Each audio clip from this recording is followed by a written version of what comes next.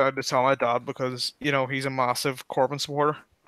Oh, And I've just started the stream, so okay. just a second.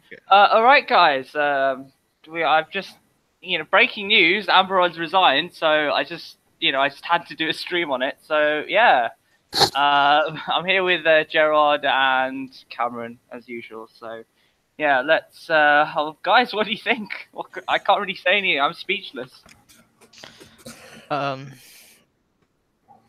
was, as I was saying there as the stream started, I went down to tell my dad because he's a massive Corbyn supporter, and he obviously knew it's probably the beginning of the end, but he did ask the question.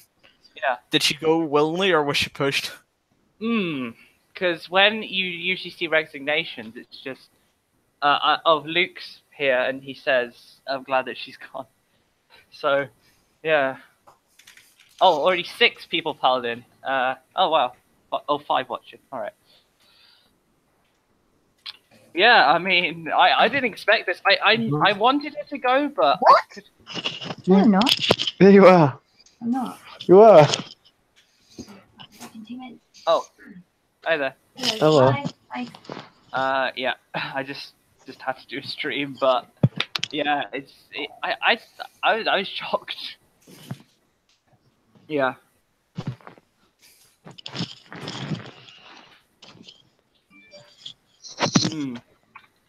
Yeah, what do you both think, Ben and Angels, on this? What? About Amber Rod resigning. Couldn't care less. I mean, I don't think she should resign over this, but with the amount of shit she has done lately, then if she does resign, then well, it's a positive thing. Yeah, that's true. Yeah, but the thing is, who will replace her though? That's the big question. Well, anyone who's not as freaking stupid as her. Yeah. Well, you may have it as Dan Abbott if things go a certain way. Oh, in English, good. There's 2 people watching. Luke says it's only a matter of time before the government collapses. Yeah, doubt it. But the thing with May is, it's she's gone through so much shit that I think she'll cling on until the very end. That's my theory. Because I mean, she said so many stupid things like, "Oh, if I lose just 6 seats, I'll lose the election." But she's still here and she bribed the DUP. So there you go.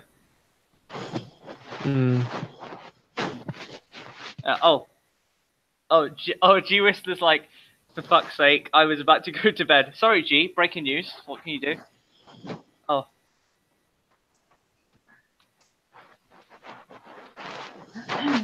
Beginning of the end. Yeah, I agree. But how long do you think this is gonna? I mean, Chamchi was saying earlier he expects an election in November 2018. So, as I said earlier, third in command, you can't really just shove that under the rug. That's true. And look at what happened with Jeffrey Howe. Thatcher wasn't too long after. Oh wow! Oh, was that in 1990? Yeah, Thatcher wasn't too long after, and he was. Wow. Oh wow! And Thatcher was the most powerful and famous, one of the most powerful and famous Tory PMs ever. So it's quite a big deal. And May's way less powerful than she is. So, Was he? Luke says the Prime Minister made a big mistake by forming a coalition with the Democratic Union Party. Absolutely. Yep. Because it's just a bribe basically. Because I think this was her way of saving her ass and basically saying, "Oh, I still technically have a majority through a confidence and supply, so I'm still won, if you will." So it's sort of to cover her own ass. That's my thought anyway. But yeah.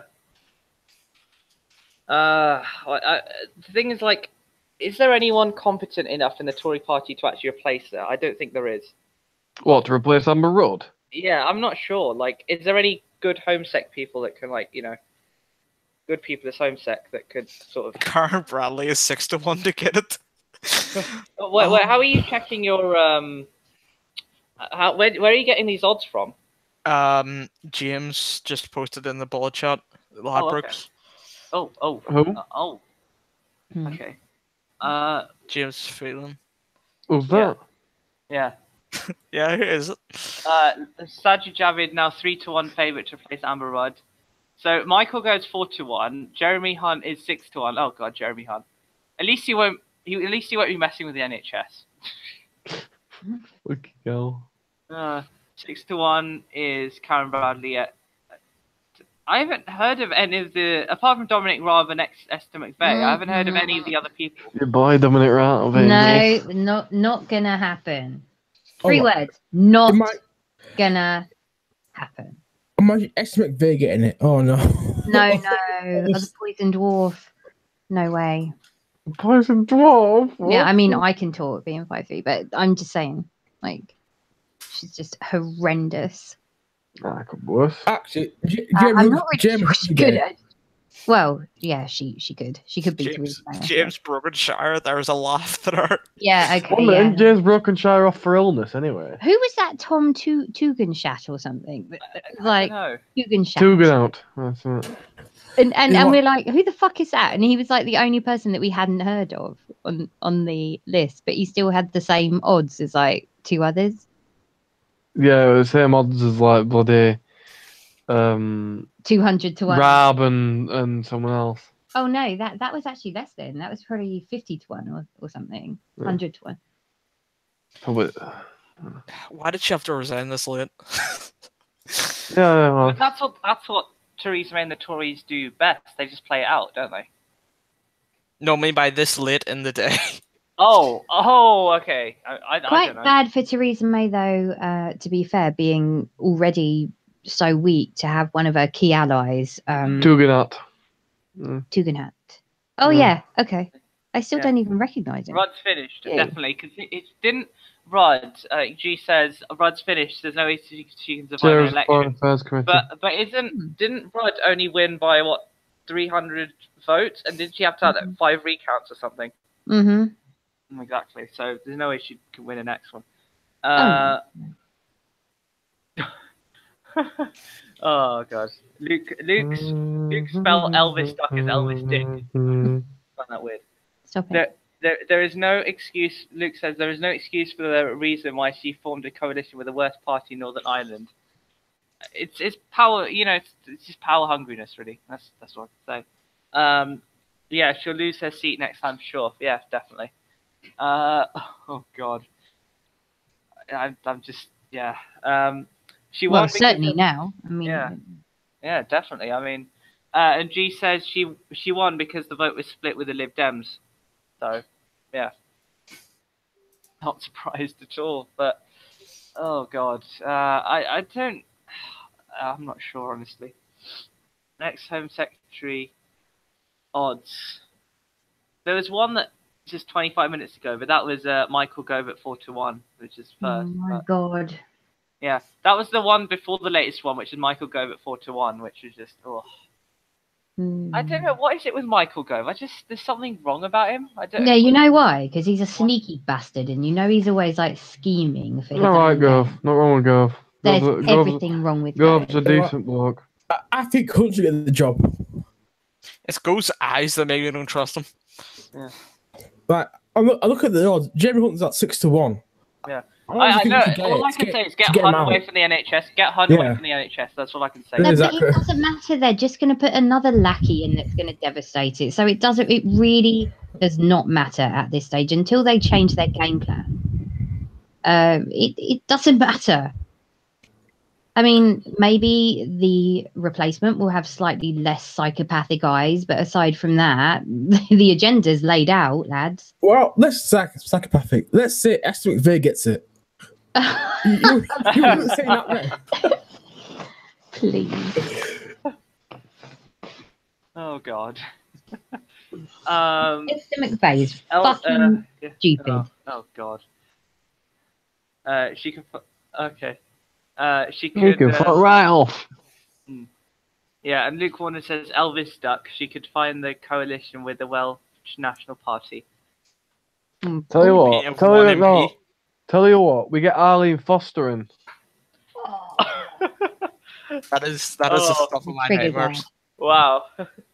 Big bad Arlene is home sick. Big bad Big Arlie. bad Ollie. Good. 1 Yeah. billion, mate. 1 billion. Well, it's Fuck 1.5, isn't it? He's like, fuck off. They should have got Arlene Foster to negotiate Brexit. Yeah. Yeah, Imagine. okay. Yeah, right, Asim. Right. Yeah. Asim and Cameron. Yeah. We already know Gerd's answer to this, but would you shag Arlene Foster for one? Wait, 1 bill? A bill, yeah. Wait, a bill, yeah, for $1 billion. For Berlin, I probably would actually. Yeah, I would exactly. too. Every man has Look, his price. Come on. Cameron, you could probably get me to do it for like fucking $1,000 or something. Right, Cameron. Not because I'm seriously attracted to Arlene Foster, but No. it's like, yeah, a grand will do me. What about Dan Abbott then? Diane Abbott? Oh, that'd have to be $2,000.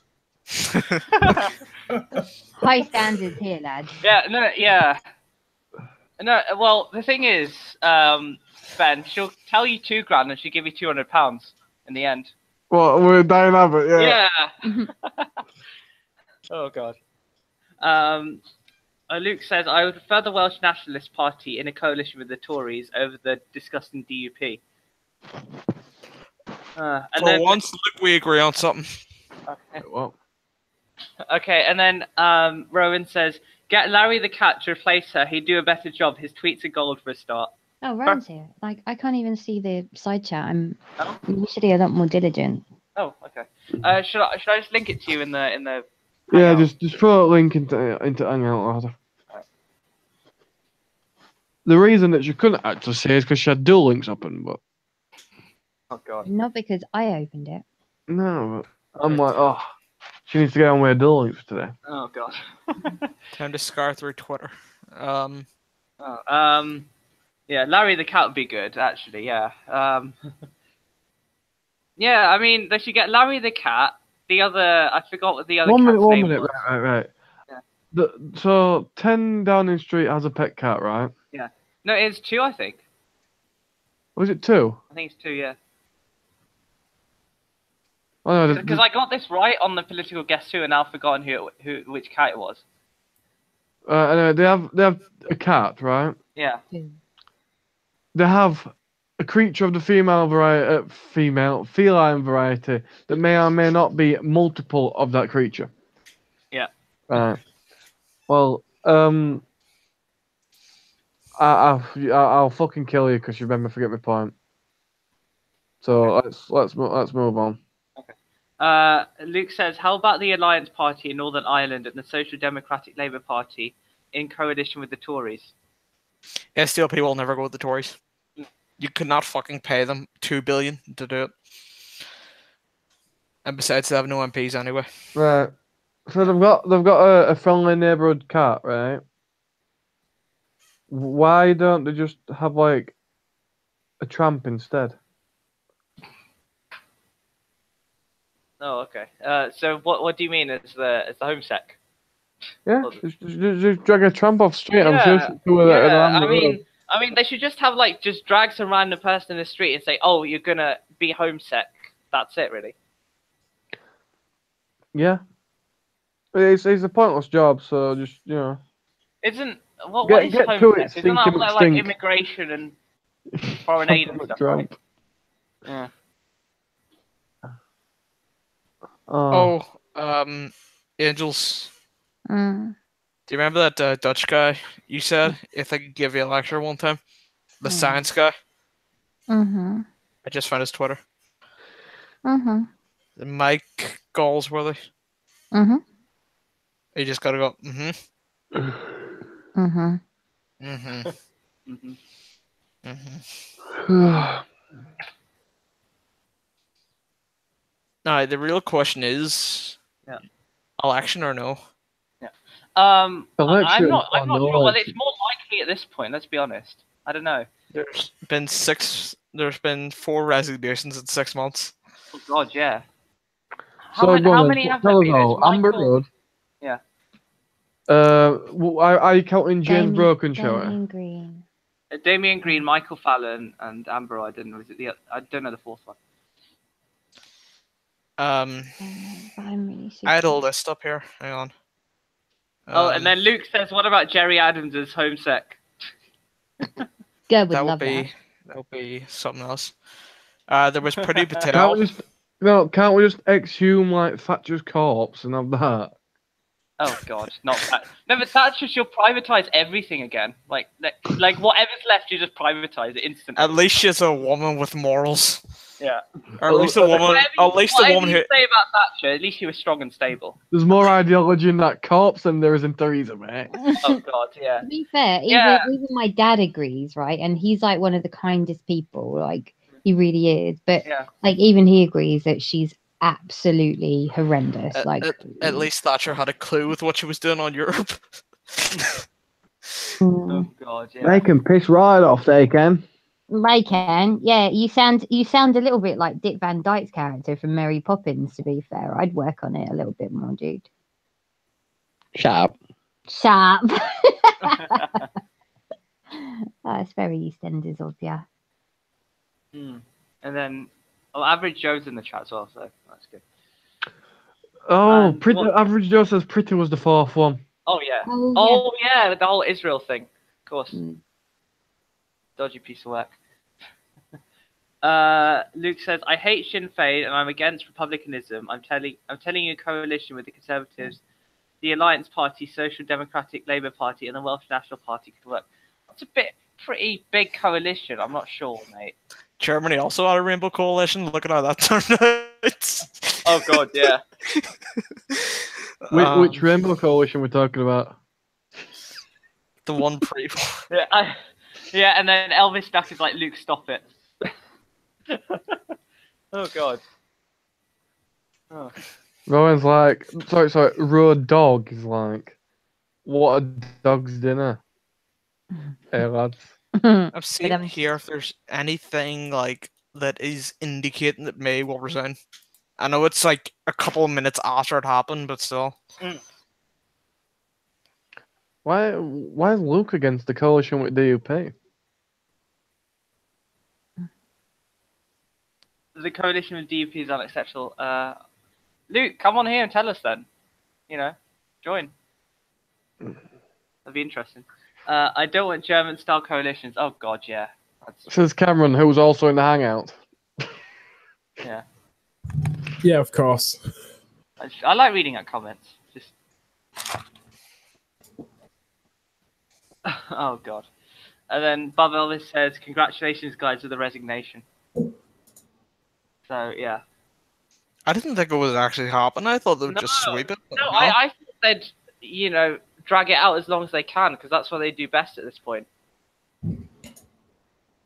Okay. Rowan says, "I think they'll stumble on. They literally piss on themselves to prevent a Corbyn." Yeah, that's true. They will literally do anything to stop Corbyn getting number 10. They just drag it along as far as they can. So. Yeah, but that road eventually has to end.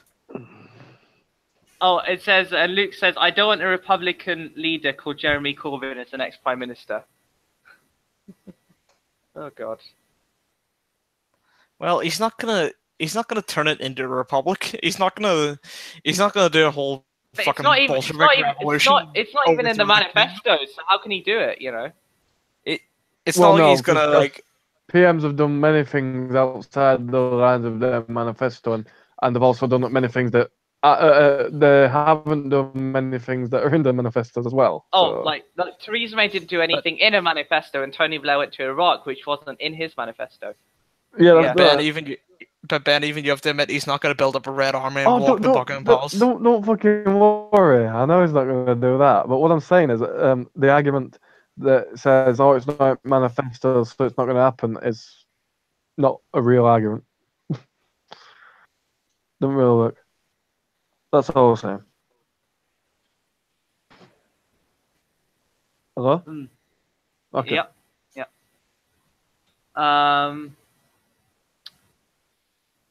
And then, Joseph said, "War cabinet meeting on Wednesday about Brexit. That should be interesting." True. Do you War think it would, cabinet. what? We Yeah, have that's war what they call cabinet. it, war cabinet. What do you think it will affect Brexit much or not? Because I remember it was Rod who said that Well, we might stay in the well- customs union, wasn't it? Getting rid of fucking Amber Rudd will affect Brexit. Hmm. Probably not. I don't know, but it was. Didn't she say we might stay in the customs union? Well, yeah, but who else has said we're going to stay in customs union? Quite a few Tory Remainers. Exactly. Like, Not just. Oh, boy. What am I going to say? Oh, G tell me Whistler, what, Corbyn is anti-monarchy. Good, so am I. Well, so am I, Luke, actually. But it's not in the manifesto, so yeah. He's not going to roll up to Downing Street and automatically scrap the monarchy like that. That wouldn't happen. oh, for fuck's sake, Luke. I don't know what's wrong. Everyone's just it's weird. It's going weird. Oh, in the chat. Yeah. Oh god.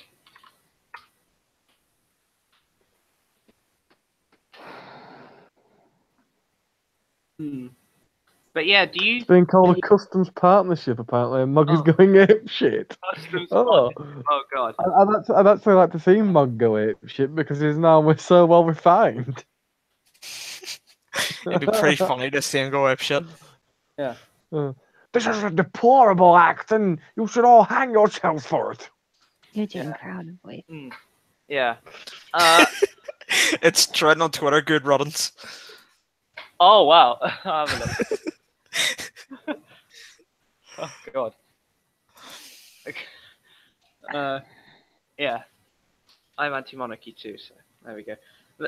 Good riddance. Oh, that's brilliant. Yeah. Amber Rudd, Home Secretary. Oh wow. Amber Rudd. Let's have a look. I hope someone reminds Amber Rudd that she's resigned just in case she forgets.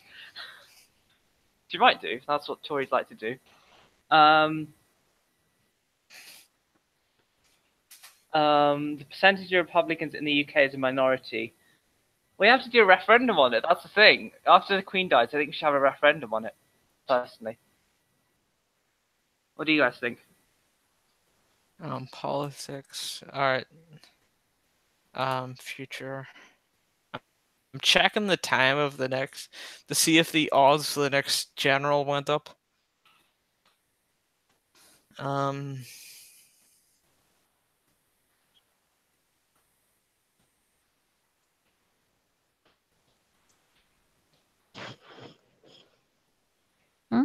Yeah.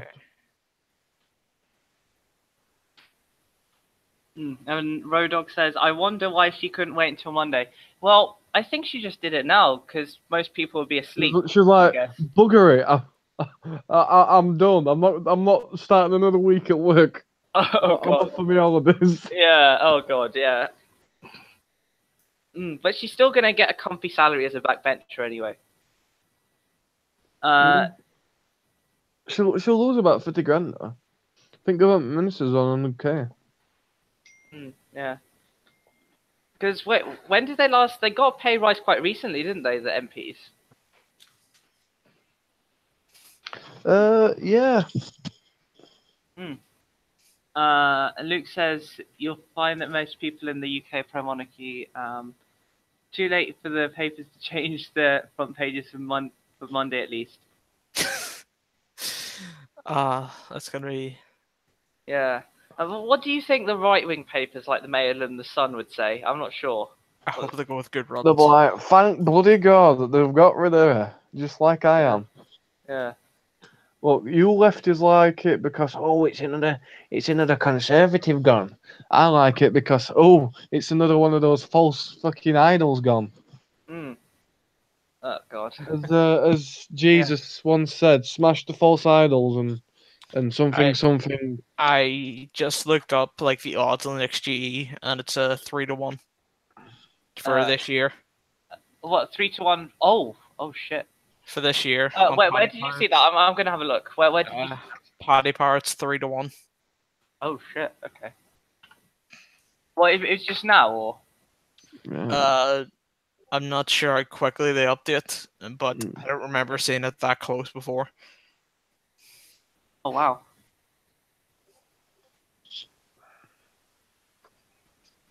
But where was this next general election? Where? If you just search up like Paddy Power politics, and then it should take you to like. Oh, okay. I was on the main. Paddy Power politics, right? Oh, okay. There we are. It's on the dedicated politics one. 3-1. Okay. It's quite old. It's around March time. So which date was this? Yeah, I do you guys want another election soon or not? I can't be asked with the voting box. Yeah, I'm a bit sick of it. I'm not going to vote in the locals, to be fair. I mean, I'm a bit sick Why? of it, but I just can't be asked. Because I have Can't be asked to use the right that To get a decent counsellor. No. The right that is being granted. I mean, I'll have to go home. I have to go home on May the 3rd. I don't want to go home on the bus. Then I don't want to spend an hour going home on the bus voting. They're coming back here. It's a bit of a waste of time. No, but you should have done a by proxy vote. Yeah, just send it a fucking letter. Like, hey, Postal. I want to vote for this. Okay. But people have laid down their lives so you can vote in a councillor and you refuse to. Yeah. Okay. G Whistler, Comrade Corbyn poisons homesec Korea with Syrian gas attack. Oh god. No, here's a better one. Agent Cobb brings Amber Rudd's jam from his allotment laced with Novichok. How about that? You're like me, a monarchist, okay. Not surrender it to okay. My voting station is in a pub near me, so I can make it. Okay, I don't know where mine is actually. Well, at my home constituency at least. Mine is my brother's primary school. Oh wow. Yeah, it might be the local primary actually, near to my house, about 5 minutes walk actually. Good idea. And Rodog says, women died for the vote. I used my vote because of it. Fair enough. I would never back Republican ideas. Okay. The thing is with me, I've become more and more like Republican as I've got older. It's a bit weird, I know, but yeah. The right to vote includes the right not to vote. Yeah, exactly, because it's not a right if you're forcing someone to do something. Let's be honest, not a right. So, yeah. Yeah, from the looks of it, GE 2018 is trending. Oh, now? Yeah. That's what it says in mine anyway. Oh, okay. Have a look. Oh, wow. GE 2018. Yeah, that's true. GE 2018. Be on GE 2018 standby, people. If there's any chance to end help for the United Kingdom, now is it? And on Twitter, it's like Rod was the last remaining ally. So, yeah. Oh God. And G's like, when it comes to the monarchy, he's like, you do know it's the 21st century, Luke. So yeah. I'm anti-monarchy personally. I've nothing against the Queen, but it's just in the future. I'm just thinking once she's gone, is there much point having it? So, what do you guys think on that? Because I just think it needs to go after the Queen, personally. Because what we should do is we should open up Buckingham Palace as a massive museum or something. I think that will make loads of money. So, GE 2018. I'm going to read some of these tweets out.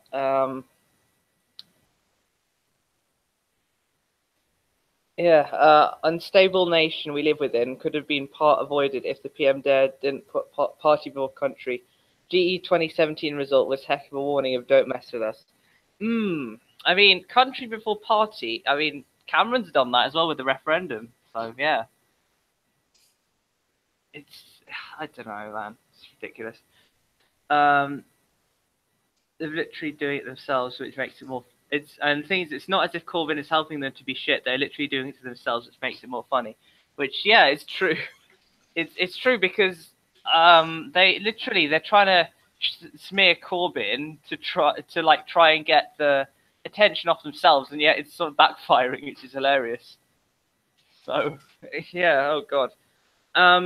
But if that's the case, if there is another election, do you think Theresa May will stand as the leader in the next general election, or would she have to go first? They will fucking kick her out before she even gets a chance. Oh god. They seen what's happened last time, and they seen the failure of the government. They'll probably kick her out first. But who would replace her as Tory leader, though? That's the thing. The only person I see them doing decently is like Rees-Mogg or someone. And even then, even in a leadership election, I don't think the Tory inner circle will really appreciate him all that much. Yeah, that's true. Oh, why are they discussing the monarchy in the slide chat? It's really weird. Thing is, it's not as of course. Okay. Oh god. Yeah. I mean, it's what can I say? I mean, it's. But what do you think the vote share will be? Because last time it was 43% Tory and 40% Labour, I think. But then, what do you think it's going to be this time? I can check Britain Lex to see if there's anything. Okay. She'll stand. G says she'll stand if there's an election soon. They can't just kick her out 5 minutes for an election. That's true because they gotta go through the membership but I mean, she was like the only person that could take the job. Like, is there anyone else at this point? Look, the way that I see it is, it's going to be very difficult to replace her because clearly they're scraping the barrel at the best of times now.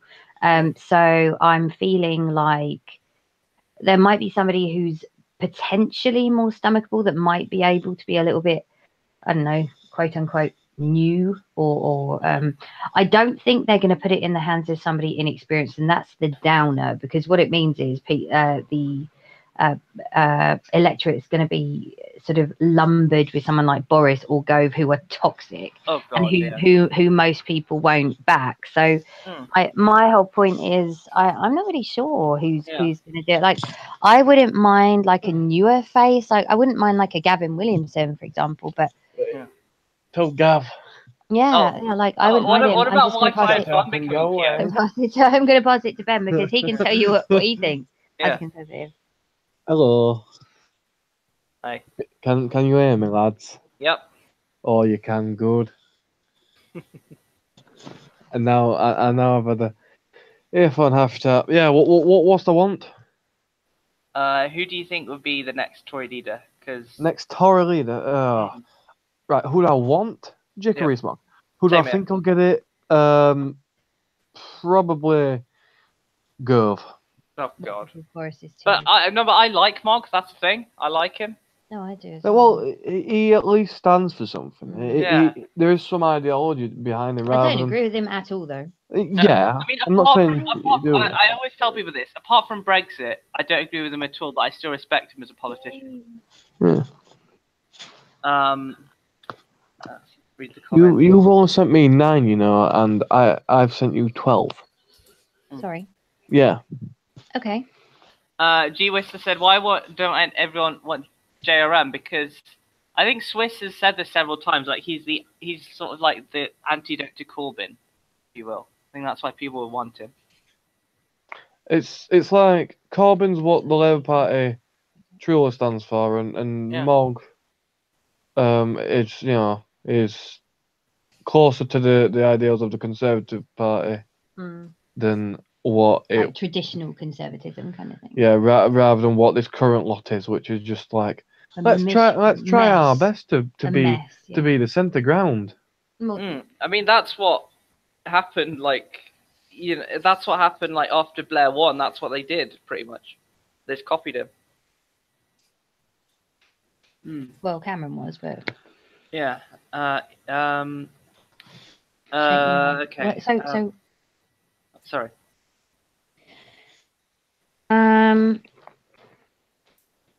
why is G Whistler shaking his head at the fact that people like? Of course, a lot of the stuff that Jacob. Well, like, okay, I could have said the exact same thing about him voting for Carbon. It's like, oh, shit, me at him, but It's like inverse, yeah. Because he's sort of like Brexiteers on all sides of the spectrum love him as well. So I guess that's something. It's personality politics, if I'm honest. Yeah, so it's like the posh boy sort of personality, like stereotypical. Yeah, it's yeah. well, he's got a better personality, and he's a more interesting character than Theresa May is either way.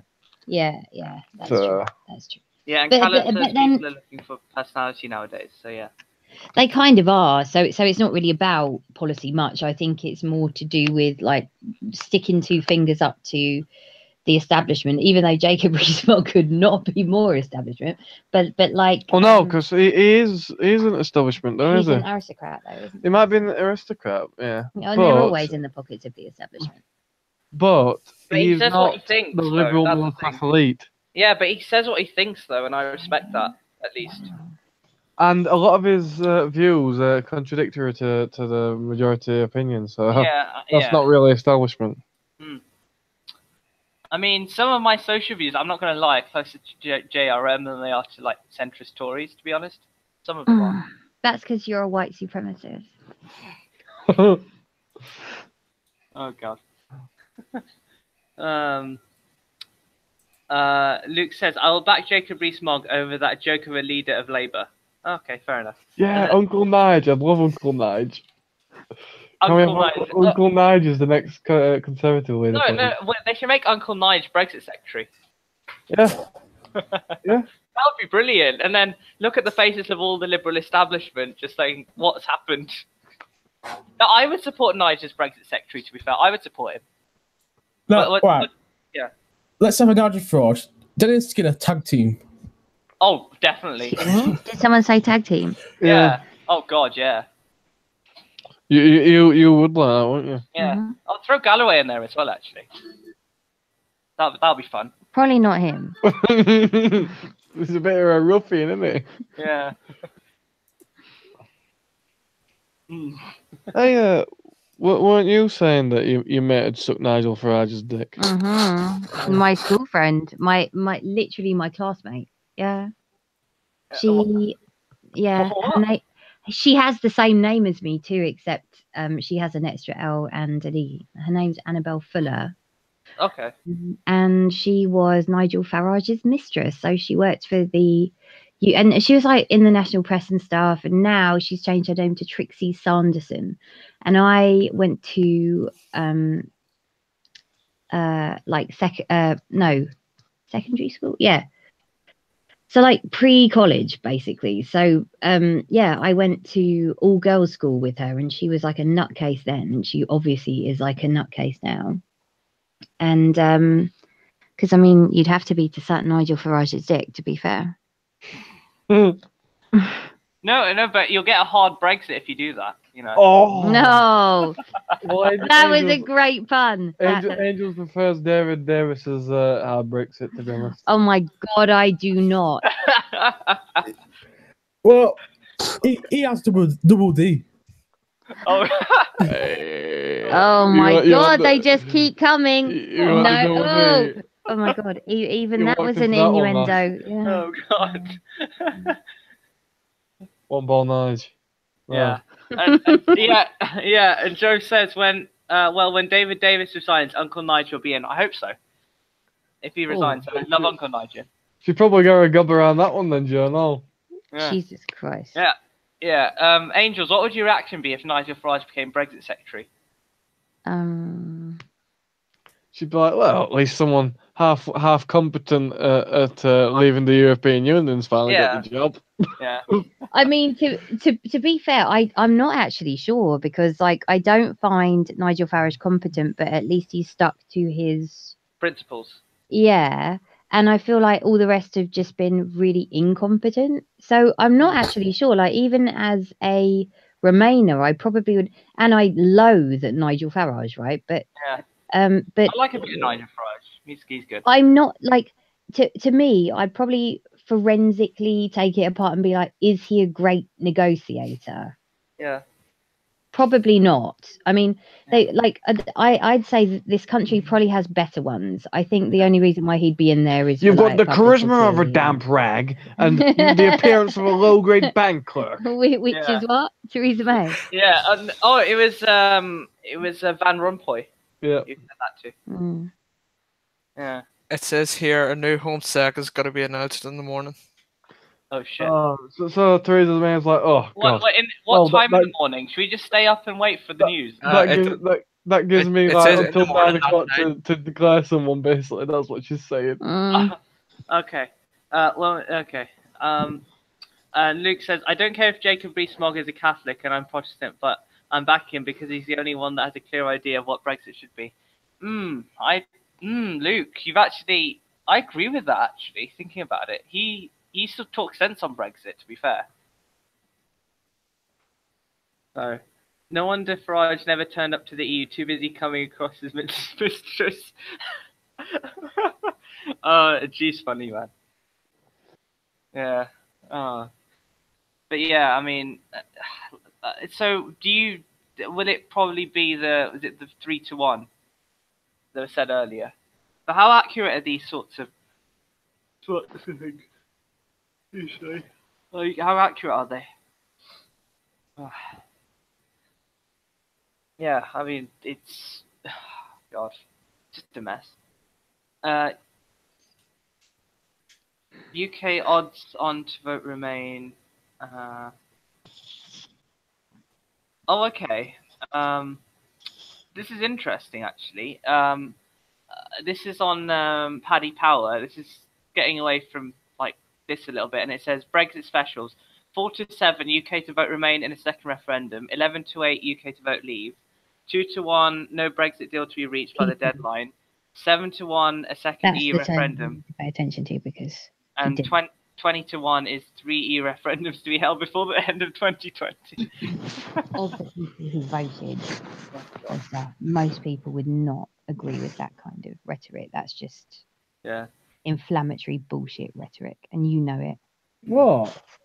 The Rumpoy's got as much charisma as a damp rag. Yeah, but Farage, I agree with that, but the rest he says it how it is, though. That's the thing about Farage. He says it how it is. He doesn't say it how it is. He's a liar. He's a well-documented liar too. So I disagree. I think that he is repellent. Oh God, but I just love him. He's brilliant in the EU Parliament. That's brilliant in the EU Parliament, though.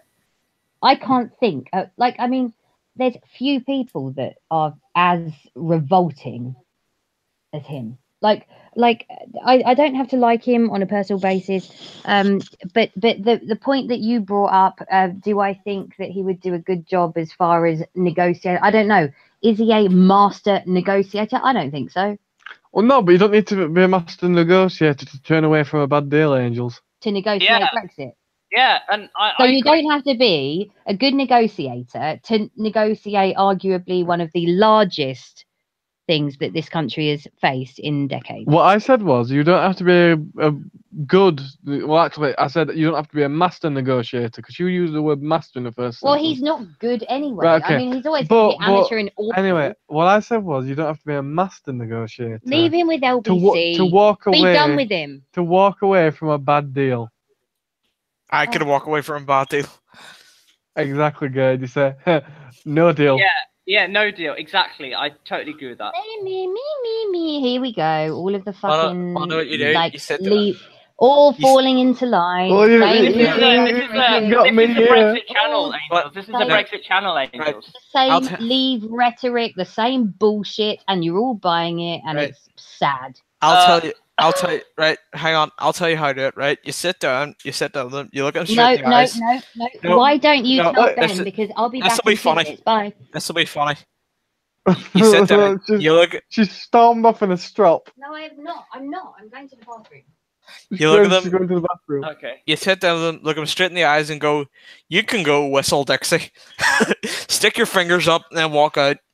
Don't turn your back. That's how you do it. Just walk backwards slowly while sticking your fingers up at them. Fuck your United States. Oh god. Oh god. It's. But they. Oh god. Do you think the thing is with the EU? People say it was a mistake to leave, but personally, I think it was a mistake to join in the first place. Well, no, maybe not, because at the time there was 2 trading blocks, right? One of which is still a trading block, the other of which is now something on the route to become a mega state. Right, and at the time we couldn't decide which one was the best. Yeah, choice, but Ted Heath, he lied to us. He said we would not give up sovereignty, and he knew full well that we would. Yeah, I'll agree with that one. Right, but what I'm saying is that the people who voted to stay in 72, was it? 75. 75. Right, when did we join? Because I know we joined and then we had a. What, 74 when we joined? No, we joined in 73, but we had a referendum in 75. Right. Okay. Yeah. Okay. There we go then. But yeah. Well, so when we had the referendum, the people voted under the promise that they wouldn't. Yeah, it's just a trading block. Yeah. Yeah. And it was Tony Benn. I don't think we can blame the voters for that. Yeah, but Tony Benn had a great quote about this. He said, "People have fought and died for the right to vote. On Thursday, we would be giving up those rights, and that's the most important decision in British political history." Yep. Exactly. And people didn't listen. So. Well, they did. You just took them 40 years. Yeah, exactly. But going back to Amber Rudd, I mean, she has no pro-Remain allies anymore because Theresa May's a Remainer at heart. She's a globalist shill, isn't she? Basically. So, yeah, she's no Remainer friend. Amber Rudd is a globalist Remain shill. Yeah, no, I'm saying Theresa May is, and she doesn't have any Remainer friends. Yeah. Although I think losing David Davis would be bad for the Brexit cause. Oh yeah, definitely, because he campaigned to leave. Actually, if there's any ministers going to leave the Conservative front bench, then it has to be Remainers. Oh yeah, definitely. Oh yeah, because Remainers, I think they're going to be a bit of a liability, to be honest. Well, yeah, we're going to have the same fucking problem that the bloody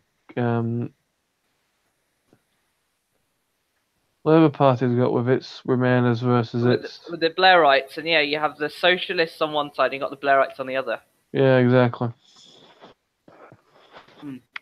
Well, what's bloody Tony Blair's role in the party now? I don't know. He's probably like some sort of secret agent for the Blairites or something, I guess.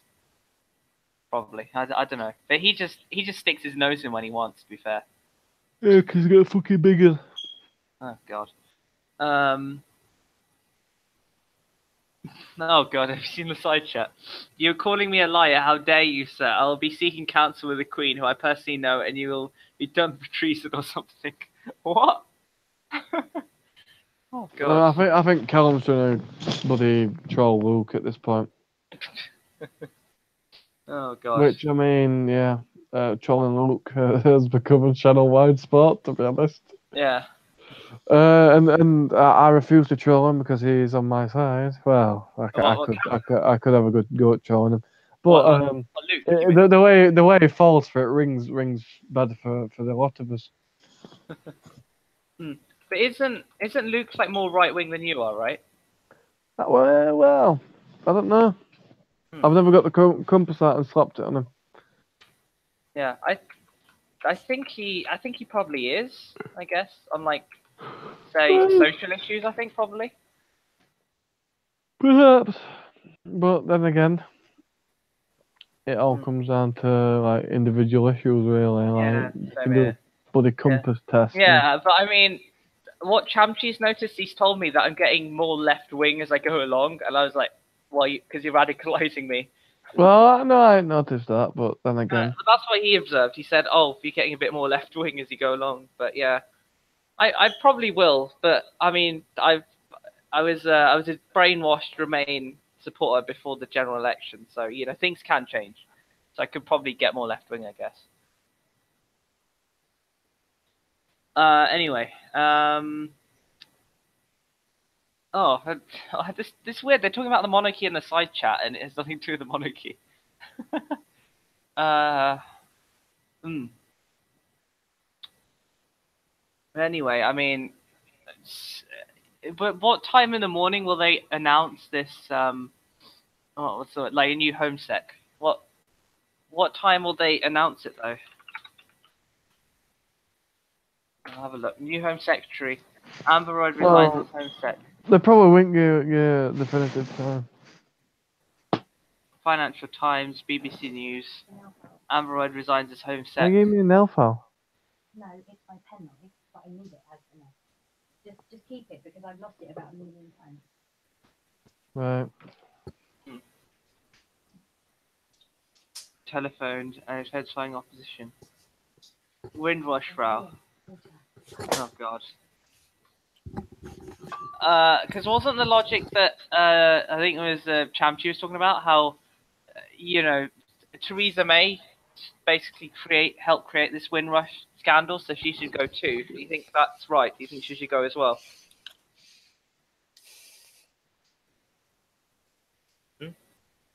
Hello. Hello. Oh no, I was saying because this was in the previous stream that Theresa May obviously helped create this Windrush thing when she was home sec. So do you think she should go as well, if that's the case? No. Theresa May, why not? Why not? But I thought you said she should be like hung and like hung. Yeah, but we've got two choices. We either get her out now, right, and we try to fix Brexit as is, or we let Brexit slide and then put all the blame for the terrible Brexit on her and get someone competent in. Yeah. So there's your two choices. What sort of Brexit now? Well, I don't think it can get sorted out because it's been smashed up that fucking much by the wreckers. Oh yeah, the hashtag we are the opposition now people. Hashtag EU wreckers. Oh yeah. The FBPE trolls, as you like to call them. Oh, there's hashtag WATON, which stands for we are the opposition now. That's one of the main ones now that they use. So it's ridiculous. I don't know what to say, to be honest. I think she should have gone, but I mean, it's just like why did they have to announce it like 11 o'clock at night? I think it's because most people are sleeping and they won't really notice. Probably, I don't know. They'll notice in the morning. Yeah. But yeah, I mean, do you think the Home Secretary should be a Remainer or a Brexiter? What do you think? Do you think that will make a difference, or? I don't think they'll really make that much of a difference. I mean, they're still in charge of the department before and after. Yeah. I mean, the ones that will really matter are like Brexit Secretary, obviously, Prime Minister, and like Secretary of State for Trade. I think those are the three big ones, personally, that really hinge on if you're a Remainer or a Leaver, I guess. Prince Charles will be not doing it after I prefer Prince William. Thing is, Luke, I just think we should have a referendum after the Queen dies, personally. I just think they have a referendum on it. So yeah, I know Ben is pro-monarchy. I know Cameron is. Oh, I'm not pro-monarchy as such, right? But I'm not anti-monarchy.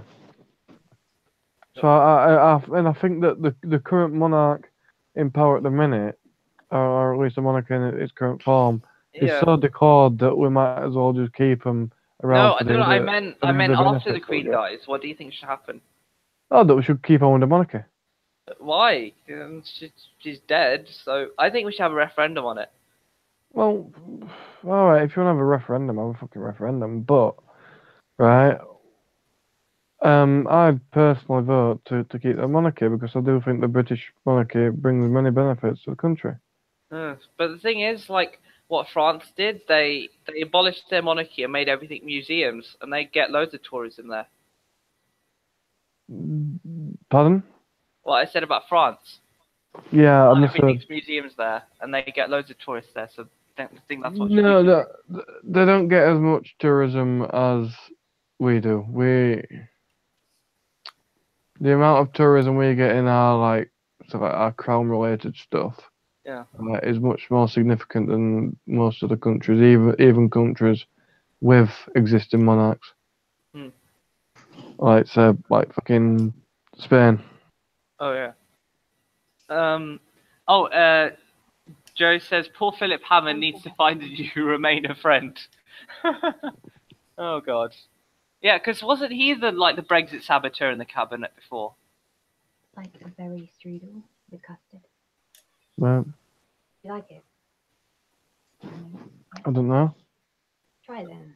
The royal family. Give it on, man. Callum says the royal family brings in no money from tourism. Loads of shite.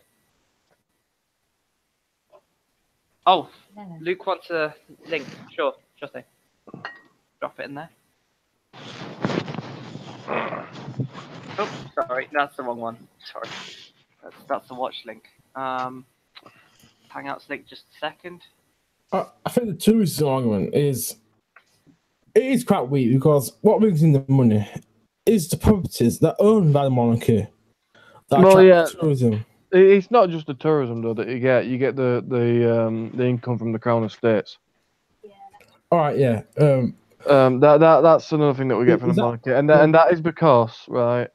I forgot his name, but is the chubby king we had. The We agreement had quite a between few. But there were an agreement between Parliament, right? That between Parliament and the monarch, that the monarch would get a yearly wage. In return, any profits from the Crown Estate would go to the Treasury. Yeah. Now, guess what? The monarch isn't getting paid that amount anymore. She's actually getting paid basically a lesser amount adjusted for inflation than previous monarchs have been paid. Yeah. And all the profits from the Crown Estate are still going to the Treasury. Yeah, I know about that agreement. The king, was it King George? King George something. There's the one that went insane. Yeah. That's the guy that did it, I think. Oh, hi Luke. Hello. But what I'd say is, I think it was George III, wasn't it?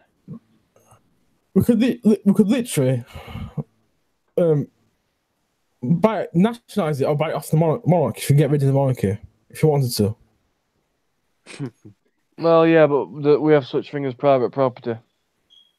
So if we got rid of the monarch, the Crown Estates would. Which, by the way, I would never back to abolish the Queen or the monarchy. Never would. Oh, fair enough. But we could easily buy it off them. Yeah, you could. Well, technically, they could purchase off them, but right, if the monarchy were abolished, then the Crown Estates would go with the monarchy. But you know, because obviously, even if the fucking monarch dies, not the monarch, sorry, even if you abolish the monarchy, right, they can still inherit family land. If you understand what I mean. But yeah. Anyway, I've got not much to say on this. Yeah, I don't think it will ever happen in the country. It won't happen. So Luke, do you think we should have a referendum on the monarchy after the Queen dies?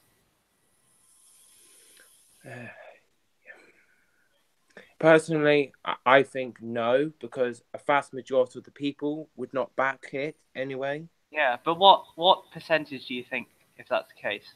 What percentage in favour? Oh, I think it's somewhere between about 70%. Okay.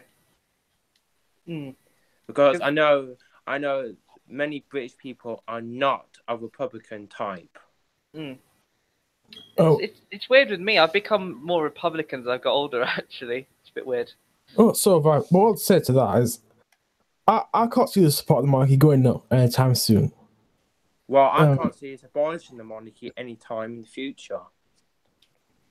Right. I don't think we'll get rid of it anytime soon. But I don't think the support will stay as it is. It's really quite low as it used to be. And we also forget we've got Charles who's going to be incredibly unpopular. So I'm actually predicting the support of the monarchy is going to go down quite a bit.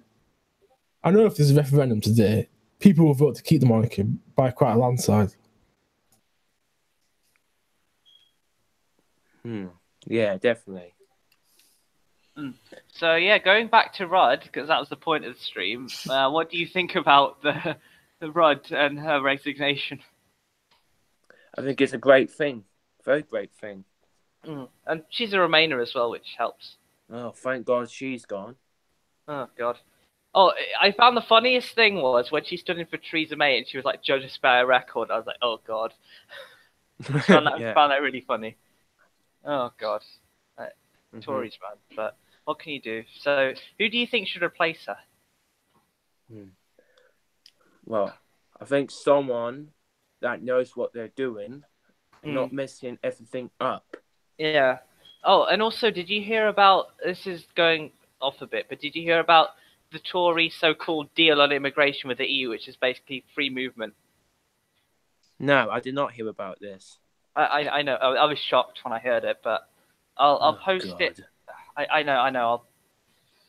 It's awful. But yeah. It sounds to me like Prime Minister Theresa May is not fulfilling the people's will. Yeah, she's a globalist shell, isn't she? Though, let's be honest. I know exactly what she is. Yeah, a liar, yeah, a traitor, and a sellout. Oh, she's a Remainer at heart, though, isn't she? That's the problem. Yes, I know. Yeah, I know. I've seen photos of her holding a Remainer sign. Yeah. She made a few interviews before the thing, and she's like, vote to Remain because this and this and this would happen. So she's basically towing Cameron's line as well. Yep.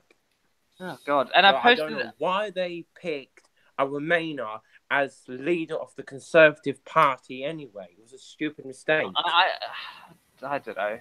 I would have liked Jacob Rees-Mogg, to be honest. Oh yeah, definitely him. Yeah, he would be popular with the many hard Brexiteers. Yeah.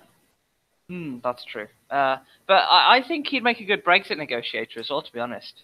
Definitely. Because I like, as much as I disagree with him on like 99% of issues, I totally agree with him when it comes to Brexit. So there we are. It's more than left and right. Yeah, Brexit, he's the man to go to. Yeah, I mean, Brexit is more than left and right, because you saw George Galloway and Nigel Farage on the same stage at events, so that tells you everything, to be honest. Yeah, it totally does. So yeah, so how? Because I asked this to like Ben earlier. Are you actually more right wing than he is, or? I'm assuming you are. Kind of. I'm not far right. So have you done the political compass test? Where are you on that? If you've done it. I've never done the test. Oh, okay, that'd be interesting. But yeah. I mean, so would you say more right-wing nationalist, that sort of thing? Yeah, very right-wing nationalist. So like sort of like Donald Trump type, that sort of thing. Yeah, a bit like him. Okay. Oh, that's interesting. It's weird. People call me a nationalist because I support Brexit, which is sort of weird because I wouldn't consider myself to be a nationalist as such. Bit weird. I think many people call each other different names. It's quite interesting. Yeah. Oh, have I told you the time that an FBP troll called me a white supremacist when I'm actually not even white? Oh, God. A white supremacist? Oh, God. Yeah. He called me a white supremacist. It's because I don't have any pictures on Twitter or anything. So they always assume I'm white, so they call me a white supremacist. It's really weird. Oh, my What a load of I'm not. garbage. I'm Asian. I'm not even white. It's really weird. And calling you a white supremacist. Yeah, I know. Yeah, and also the other one is it was on Facebook. This wasn't on Twitter, where I have like my full name and everything, right? And Mhm. this guy, I shared a Labour Leave post and then commented on it. And an FBP troll on there, he said to me, "Why did you come over to our island and vote Leave?" I was like, "Dude, come on. I was born here." What? Seriously? Yeah, I'm not even joking. Oh. Yeah. These Yeah. people are such idiots. Yeah, and they say, "Oh, all Brexiteers are racist." Well, look in the mirror, mate. There's loads of your kind as well. You know. Not all Brexiteers are racist. I'm not racist. I just want to stop free movement because it's all about cheap labour. That's all. I just want this country to be independent again and have Yeah, proper exactly. parliamentary laws Exactly, back. and the thing is, people don't understand when they say this. I'd rather be a bit poorer and free than be a rich slave. Yeah, definitely. Exactly. I want the EU dead. Oh, same because I want it completely gone. yeah, exactly, and well, I actually saw this was a very strong case on the left to leave. I think it was Tariq Ali and a couple of other people who were arguing, saying we need to destroy the EU so something better can be built in its place to support the people. Mhm. And exactly, it's gone too far. So Yeah, I it's gone think way too far. We, the British people, did not ask for this thing. yeah, and what I don't understand is they say, "Oh, we didn't know what you're voting for." Well, I'm 100% certain. Well, I'm even pretty that, sure that the British people did know what they voted yeah, for. I'm Are they trying to call 100% the British certain that people David Cameron stupid or himself, something? David Cameron himself, and the referendum was his idea. He said on several occasions we'd vote to leave the single market. All right, look, I'm going to have to interrupt here and just say I'm out, guys. All right. We have a really early start, so have to go. But thanks for Okay. the hospitality, et al., and I'll see you soon, yeah? All right. Yep, see See you. ya. All right, bye. Bye. Bye. Oh, okay. Anyway, Average Joe says, "My money is on Sajid Javid to be homosec, being a Remainer and a ethnic minority who can't be accused of racism over Windrush." Oh yeah, that's what the Tories love to do. They either like to pin the blame, yeah. or they like to sweep up the blame and put it in a little corner, don't they? You know, that's what Yep, they do. definitely conservatives for you. Oh God! But that's Peter Hitchens. That's one of his most famous quotes. He says the Conservatives are not a Conservative party. Well, I don't think Theresa May's not conservative. Some globalist shill. Yeah, globalist. Yeah, I mean most of the MPs in Parliament are. They're sort of the same sort of mould, aren't they? Globalist, pro-EU thing. Pro EU, pro cheap labour. Pro everything. Yeah, pro cheap labour, pro United States of Europe. Yeah, and anti-Britain and anti-everything. I mean, for me, with the whole oh, Joe's going. All right, good night, Joe. I'd say Javid is like that's true because ethnic minority. I mean, it's they I think they need someone for a sympathy vote, if you will. You know, they need someone who they Get could, back the trust. Yeah. It's like because the Windrush thing. Oh, they can say, oh, he's a son of an immigrant, so he doesn't. Can't be racist. Yeah, exactly. Because it's like you hear the line all the time. Oh, he's black or brown, he can't be racist. That sort of thing. You know. Definitely, I hear that all the time. Exactly. Oh God. And the thing is, you can be racist to your own people as well. People forget that, you know. Oh yeah, you can be racist to your own kind of people sometimes. Yeah, exactly. Good night, Joe. Pro money, it seems. Yeah, exactly. And Sajid Javid, I think he's going to be next leader. So yeah. No, it's not leader. Sorry, Home Sec, but Home Secretary, yes. Yeah.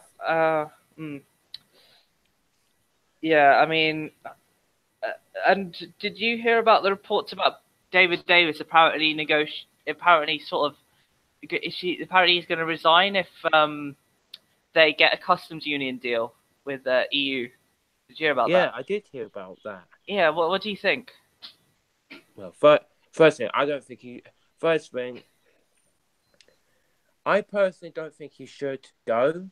I think I think part of the blame needs to be pointed at the House of Lords for Oh the God, House yeah, of Lords putting that amendment in the bill.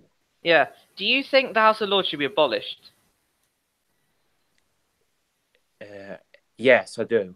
The thing with me is, I'm not against a Senate or an upper chamber to scrutinise the government. I just think it should be elected, personally. Same here. I think I believe in a British Senate that's elected by proportional representation. Oh, definitely, yeah. Yeah, not by first past the post, where you have two parties controlling it Yeah, all the time. did you in the House of Lords, the Lib Dems have like around half the peers and like people that Labour have. They have like 100 people. Oh, the House of Lords makes no sense in a modern age. No, it doesn't exactly. That thing is an old relic. Yeah, it's like it's weird because why would you leave the undemocratic EU when you have the undemocratic House of Lords? It makes no sense, you know. Yeah, and most of them are pro-EU. Yeah, you have the Kinnocks and the Mandelsons and the Adonises, you know, the main ones. Yeah. Mm-hmm. Yeah. Oh, it's ridiculous. I mean, Yeah, it's but weird. I definitely do believe in abolishing the House of Lords. Yeah. But the thing is, people on the right have normally supported it, but I've seen people on... Have you heard of Stephen Edgington, Politics UK? No, I haven't. Why? Because he's like a proper Tory, centre-right, and he says we should abolish the House of Lords because of Brexit. So, yeah. Yeah, I think... Yeah, I think No, and he made this video like when they first did their last little trick, you know, playing their tricks. This was before now. This was last year. Oh God, these House of Lords needs to be taught a lesson. Yeah, yeah. I think we need a referendum on there, and I think people from both left and right will vote to get rid of it. To be honest, it won't be just the left. It needs to be elected by proportional representation, not first past the post. Yep.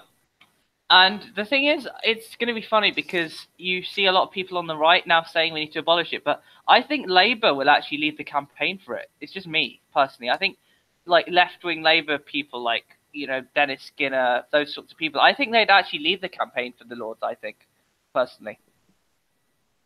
Definitely. Yeah, I think the left will lead that. And I'd be on board with it. I'd abolish the Lords immediately if I'd just get rid of them. But because I mean, with the Senate thing, they don't even have to get rid of the building. They can just put elected people in there. Yeah, and they can redesign the chamber. Because I've heard the chamber's too small for like 800 people as well. No, I think the chamber needs to be redone up again. Yeah. Well, there were Blair's original Lords reforms were never fully put in. It was never fully moved on to Phase 2. Phase 1 was getting rid of the hereditary powers to pass it down and cut down the hereditary peers a bit. But Phase 2 was to make it a third of it elected. But Blair didn't exactly. Yeah, they never got around to that stage. So Phase 2 is still yet to be put in. I think the House of Lords' time is over. Yeah. I think they were going to segment it into like thirds. So at first it'd be a third of it's elected, then 2/3, and then eventually moved on to it being fully elected. But Phase 2 was never put in. Oh wow, I didn't know that. Sounds like a mess. Yeah, House of Lords. It's just the House of Lords is very old. It's a very old thing. Oh yeah, it was just put in there because it was sort of to keep history, if you will. It's sort of a transition between a monarchy and an elected representative. It wasn't. It wasn't even supposed to be part of a modern democracy. Yeah, a long time ago, the House of Lords could use to vote veto any laws it did not agree with into the House of Commons. Yeah, and now it's just a back and forth process, and now we have the Parliament Act, isn't it? Yeah, Prime Minister Lloyd George brought in the Parliament Act. Yeah, I think we should I think we should just activate the Parliament Act when it comes to the customs union, personally. But I'm worried and bring in another Parliament Act. Yeah, I'm just worried because the signs that I've seen, I think May might cave into the customs union. That's just my thought, because she's caved into free movement, so I don't see why she can't cave into customs union. She's caved into everything. Everything, yeah. I mean, the worst bit is the common fisheries policy. That's probably the worst one. God, the common fishery policy has damaged UK fishing industry. It's destroyed it, not damaged. It's destroyed the whole bloody thing. Yeah. Oh, God. That's just shocking. That's absolutely sad. Oh, my God. Yeah. And it's I've heard, I think it was at the referendum, I think it was like 92% of fishermen voted leave, apparently. And I'm not surprised. Yeah, and so they should. Yeah. And did you hear about the Dutch fishermen kicking up a fuss about the fact they won't get to fish in our waters? And they're like, oh, yeah, yeah. It's not your waters in the first place, Dutch fishermen. No, but we buy half of our fish back anyway. It's ridiculous. Yeah, it's our waters, not yours, Dutch fishermen. Yeah. Oh, I'm so sick and tired of listening to these Dude, you know what we should do? We should, because this is a hardcore, like, pro-Brexit channel, we should have just, a stream where you just rant about Brexit, basically. That would be brilliant. You should just do that. We should have you just doing that for a stream. I'm so tired of listening to countries keep complaining about, oh, they're not going to have access to our waters. Yeah. Tough, deal with it. Tough, yeah, exactly. Deal with it, for goodness sake. Yeah, we're leaving the common fisheries policy in 2021, but we should have left in 2019. You know? We should have left it a long time ago. Yeah, I mean, to be fair, I mean, I wouldn't go. I would go this far to say we should have pulled out of it on the 24th of June. Yeah, definitely. Because it doesn't make sense. Like, our fish that we buy, it's lower quality and it's way more expensive than it needs to be as well. Yeah. It's ridiculous. And we throw away most of our fish because of this bullshit so-called fish stock laws and stuff. But we're not allowed to catch these fish in the first place. We have to throw them back. It's a waste of good fish. Yeah, I'm a big fish eater, but it's just a shame, honestly. And also, common agriculture policy is the big one, and another big one, because it's designed to mess up whole agriculture. Exactly. It's designed for French and German farmers. So, and I've heard it's so bad that EU spend 40% of the budget on it, and it only yields 8% return or something like ridiculous like what that. What a useless policy the EU does. And another one is, did you hear about Corbyn wanting to scrap EU state aid laws? I think this is probably going to be one of the few things you agree with him on, to be fair.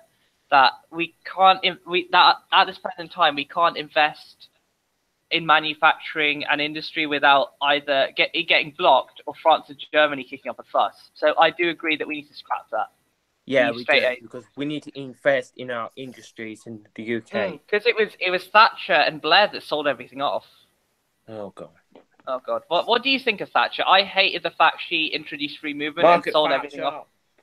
Even though she was conservative, I think she took it way too far. The way she privatised nearly every single thing. Yeah, I mean, she wanted to privatise the NHS, and that's the only thing that she was stopped from doing. That should never be privatised under any circumstances. And anybody who thinks, oh, it should be privatize it is an idiot. Well, Jeremy Hunt is a massive idiot. Oh God. And I've heard it's 1/6 ratio for him to be Home Secretary, 1/6 odds. So yeah, I think we should just, what's the word? I personally don't believe in privatisation. I don't believe in that. Really? Even though you're a right winger? I believe in renationalisation. Oh wow, that's really interesting actually, because I've heard most right wingers. Conservative who believes in renationalisation, not privatisation. Exactly. Well, that's probably the big thing we agree on, to be fair, and Brexit, I think. Yeah. So like me, you, and Cameron are pretty much. But the thing with me and public services is it's a public service. It should be publicly owned. It's in the name. Yeah, not privatised. It's in the name. It makes no sense to have it privatised. It's in the name, Yeah. I mean, it was just, and wasn't it like Daddy Vince that sold off Royal Mail really cheap as well? Oh God, Daddy Vince. I find he's just a creep. Oh God. I think Angel would disagree with me on that. Yeah, but she's the biggest Daddy Vince fangirl there is, though. Oh yeah, I can smell it off her. But let's be honest, Lib Dems are yellow Tories, aren't they? Yep, they're just Tories, but believe in more. Yeah. Oh God. I commented on a picture of David Cameron and Nick Clegg. I said the pig fucker and the tuition fee collector. Oh. Oh God. But they're hypocrites. They voted for increases of VAT and they voted for tuition fees. I find them hypocrites, honestly. I would like to see the VAT abolished. Oh, same here. Absolutely. Yeah, because that's not an EU thing that they brought into the UK. VAT. Yeah, and we can't. The rule is we can't lower it to lower than 15%. I argue, what right does the EU tell us what we can and can't do in our own country? Yeah. Exactly. It doesn't make sense. It's like I just don't know. We are an independent country. Yeah. And we should not have to listen to these globalist, unelected people in the EU Commission. Yeah, it's ridiculous. I've heard they're planning their next president now. So that tells you how unelected it is. They're literally planning their next president. Yeah, and they don't tell all the European people about it. Yeah, and it was Jean Monnet, the guy that founded this whole European project in 1952. Yeah, no, he said member states will be dragged into United States of Europe without their people knowing. That is tyranny. Yeah, it's scary. Tyranny. It's scary. Yeah. Well, if they want to do it, they're going to have a hell of a lot of backlash from the European people. Yeah, but I mean, let's be honest, they're probably going to do it now that we're leaving. Oh, I bet they are. I bet they're scared stiff. No, but that's why they want to punish us. They just want our money. That's the only reason. I mean, I've heard that the black hole in the budget is going to be like 12 billion euros or something ridiculous. We should not pay one single penny to them. Let them suffer. Yeah, exactly. And that's Dennis Skinner's golden rule when it comes to negotiating. Yeah, he says, I will not pay them a penny piece. And he's absolutely right. They deserve everything they're getting to them. Yeah. And it was, I remember it was a paedophile Satanist Ted Heath that took us in as well. Remember that? Oh God, Ted Heath, one of the worst prime ministers. Oh God. And what I don't, people on the Remain side, they don't understand when I tell them. This is what Tony Benn said in '75. He said, people have fought and died for the right to vote. We're now being given the opportunity to vote away those rights. It's ridiculous. Yeah. Yeah. It's quite simple. They don't understand what's happening around them. Yeah. And the thing is, they always go to me, UK economy going to crash, blah, blah, blah, blah, blah, The UK economy is not going to crash. No, it isn't. That's what they love saying. And what I tell them is, I don't really care about economics as much as I care about democracy and sovereignty. That's my We want our freedom. Yeah, basically. That we got rid of under Ted Heath. Ted Heath. And the thing with Ted Heath is he lied to us. He said it would just be a trade bloc, and he admitted he signed away our sovereignty in secret. Oh, that man is a bigger of a liar. Oh God, yeah. No, he only admitted it till later that he signed away our sovereignty as well. Admit it when we're fully immersed. Yeah, exactly. Yeah, and then it was Major who pushed through the Maastricht Treaty as well. Oh God, John Major, that's not a Tory I don't like. Don't like him. I mean, what sort of Tory are you then? How do you class yourself? Well, I class myself as a true Tory that cares about the British people and it cares about this nation and not selling it out. Okay, so you're sort of, how should I say this? Like true conservative, if you will. Yeah. That way. Yeah. Okay. I think you can call it true. I'm not one of those fake conservatives like Theresa May. Yeah, small C conservatives, as I like to say. Would you call yourself like? Yeah. It's cracking up a bit. It's like crackling noise. Oh God, this happens all the time on the streams. Honestly. Oh God, he left. Yeah. Yeah, but he always rejoins. That's the thing. He's had to do that on every stream that he's been on. He has to leave and rejoin because it has issues. It's really weird. It could be the Remainers hacking our stream. You never know. I like to people keep talking about the border issue with Northern Ireland. You know, the border issue with Northern Ireland. Yeah. I keep saying to people that this whole thing can be sorted out separately with the government in Dublin. Yeah. With a border treaty. Yeah. Exactly. But It's not. I know that but these they- politicians are not going to even dare to mention that. Yeah, exactly. But the thing is, they just want an excuse. They need an excuse. That's the There's reason no they're doing it. excuse because Yeah. there's a border treaty that we had way before we joined the Yeah, it economic was what, community. 1921, I think it was, Yeah. something like that. 1921, yeah. And like that kept the 50 border open. 51 years. God. Yeah, ridiculous. But I sort of see the problem now because we've got EU migrants and the Irish passport is also an EU passport, so there's a bit of an issue there. Oh, That's yes. that's the only issue I see with it. Yeah, technically, yeah, there would be an issue, but it would have to be negotiated with the Dublin government. Yeah, but like I said earlier, with the so-called free movement deal they've got, they won't have to worry it. Just carry on the deal as usual. Because they're going to basically present this so-called free movement deal in June, and they're going to say, like, oh, this is your immigration deal sorted. So now they get to come here and, they basically, I think what's going to happen is we're going to, us and them, like us in the UK and them in the EU, we could go to the EU without a visa, but we have to ask for work, permits, Work documentation. permits. Yeah, but the thing is, didn't we have to do that anyway? Well, kind of, yeah. Yeah, it's. But the thing is, like, we can travel visa free to like America and Australia anyway, can't we? Yeah. So, yeah, I mean. Because Australia's in the Commonwealth. Exactly. I mean, and we actually do more immigration to and from America and Australia than we do to the EU, in fact. So, yeah, I just think it doesn't make sense. Like, why would you give them visa-free sort of thing? Because that's what they have in the first place, If you really want to do that, then apply for an Irish passport. I'll be back in a minute. I've got to go for a minute.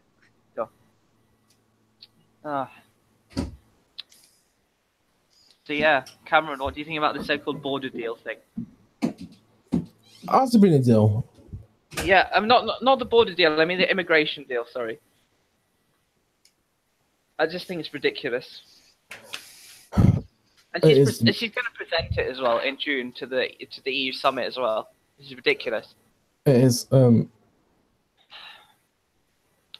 Yeah, I don't agree with it at all. It's not really the right approach that we should take. Yeah, I mean, immigration, it should be a level playing field for everyone. It shouldn't just be for EU. We should have immigration rules that apply to everyone. It should be about what industries do we need immigration for and like how many people we need. That's what should drive our immigration policy, not free movement or anything like that. It's industry that should drive it. Yes. Partially, yes. Yeah.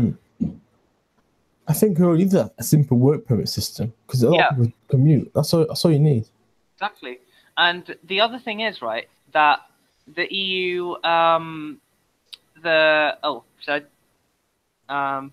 Luke's gone for a bit, but I was going to mention the fact that I think he'd agree strongly with me on this, that we don't invest in our own people at all. Yeah, we don't. Oh, you're back. Yeah, I'm back. And it's basically like, it's the Tories. It's basically cutting costs, isn't it? Like the Tories it's like how they can save money by just importing cheap labor instead of training their own people. It's ridiculous. And a problem with that is a large problem with it is the fact that education, I think, should be free. So we should have free tuition fees, especially in science, in STEM subjects, because we have a huge shortage in that, and we need to train people basically. So it should be free. Personally. Yeah, definitely.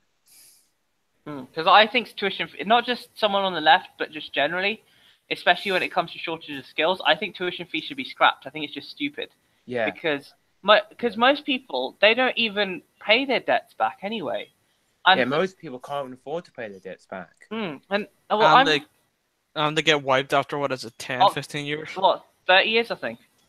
30 years, something like 30 years. 30 years, yeah.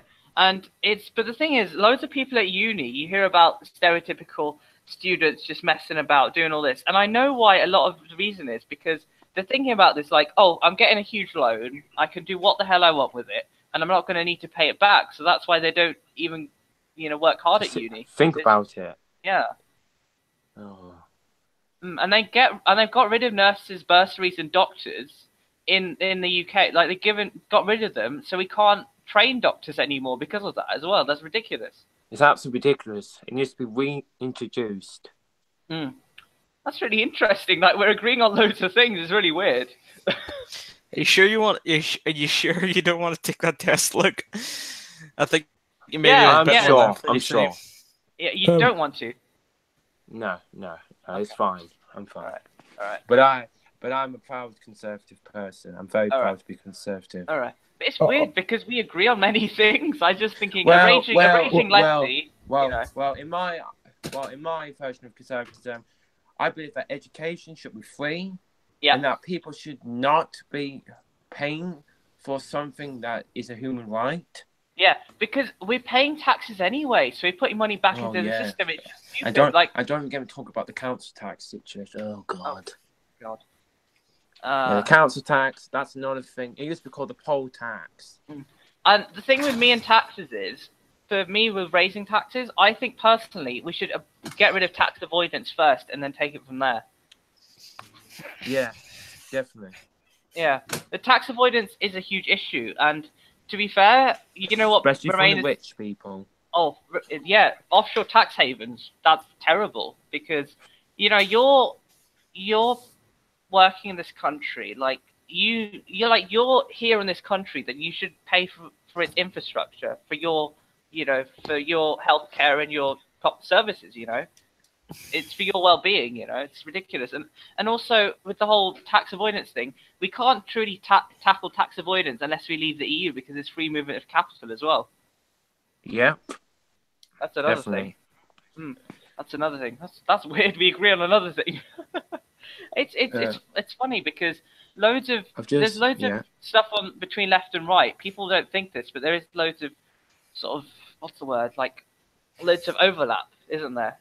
Like, for example, Peter Hitchens, he's like a proper conservative, and he says railways and public services should be nationalised because the state needs to intervene in something. It can't all privatise. Yeah, it should have to. Yeah, it should intervene. Exactly, because like we can't leave it to private companies. I mean, because private companies, they're not going to sort anything out. No. And what I'd say to people is, in this day and age, we live in a corporate fascist dictatorship, don't we? With the big corporations, they basically dictate our lives. Are the real power. Yeah, corporate fascism, that's what it is. And we need to tackle that by destroying the corporate fascism. Yeah. I think leaving the EU and renationalising industry is a first step to that. Because the EU, I've heard something ridiculous, like the 30,000 EU lobbyists inside the EU, they influence around 75% of EU regulation, which I think is absurd, personally. Most of the EU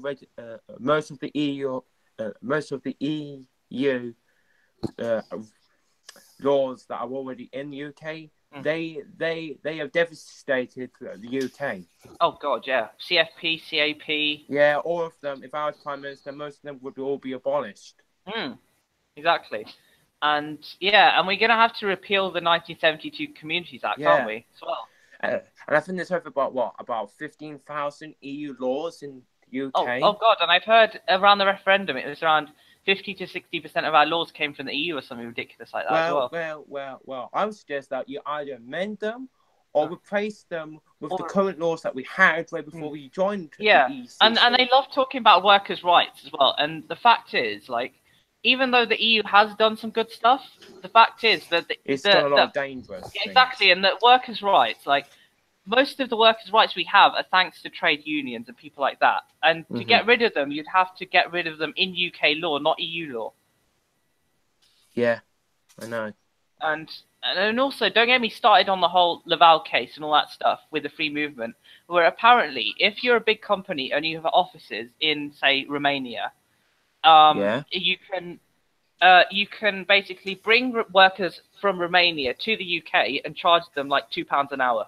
No, I'm sorry, that is totally unacceptable. That's unacceptable. Yeah, that it is a thing that's happening. It's Yeah, and you see, and you see, and literally you see corporations, and even people on the left. I find really weird.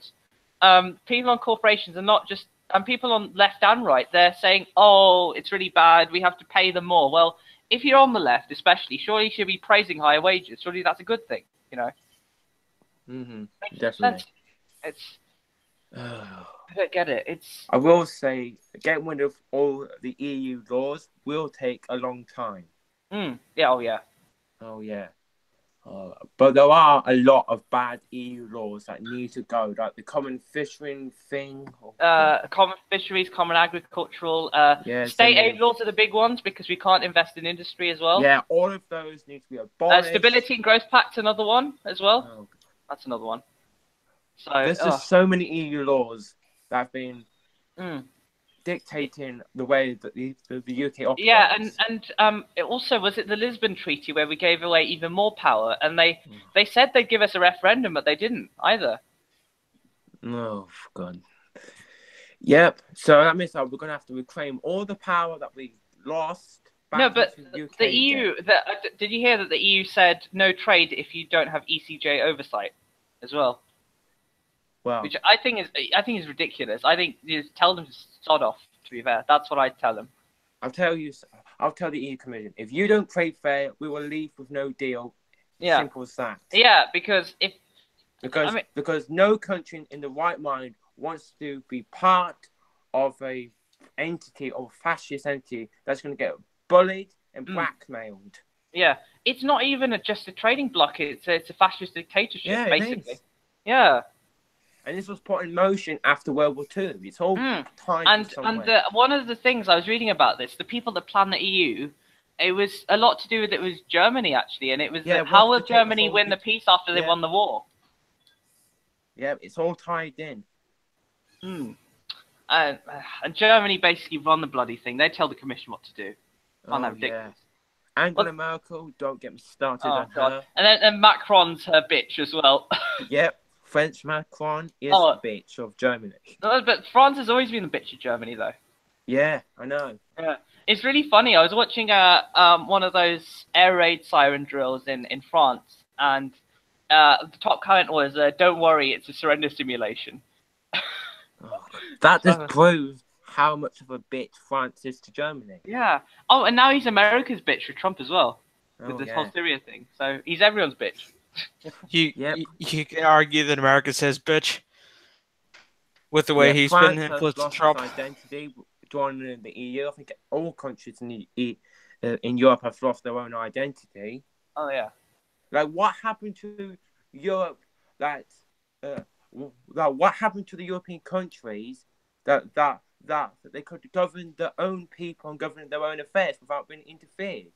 No, and that's exactly, you saw that in the Greek referendum as well. God, because don't get me about the Greek government. They're even worse. Oh God, because the Greek referendum, 61% to reject the bailout, and the EU and is what like, did the government do? Ignore it. Yeah, and the EU themselves said, "Oh, you're going to eat these austerity measures and you're going to like it. We'll fuck you over anyway."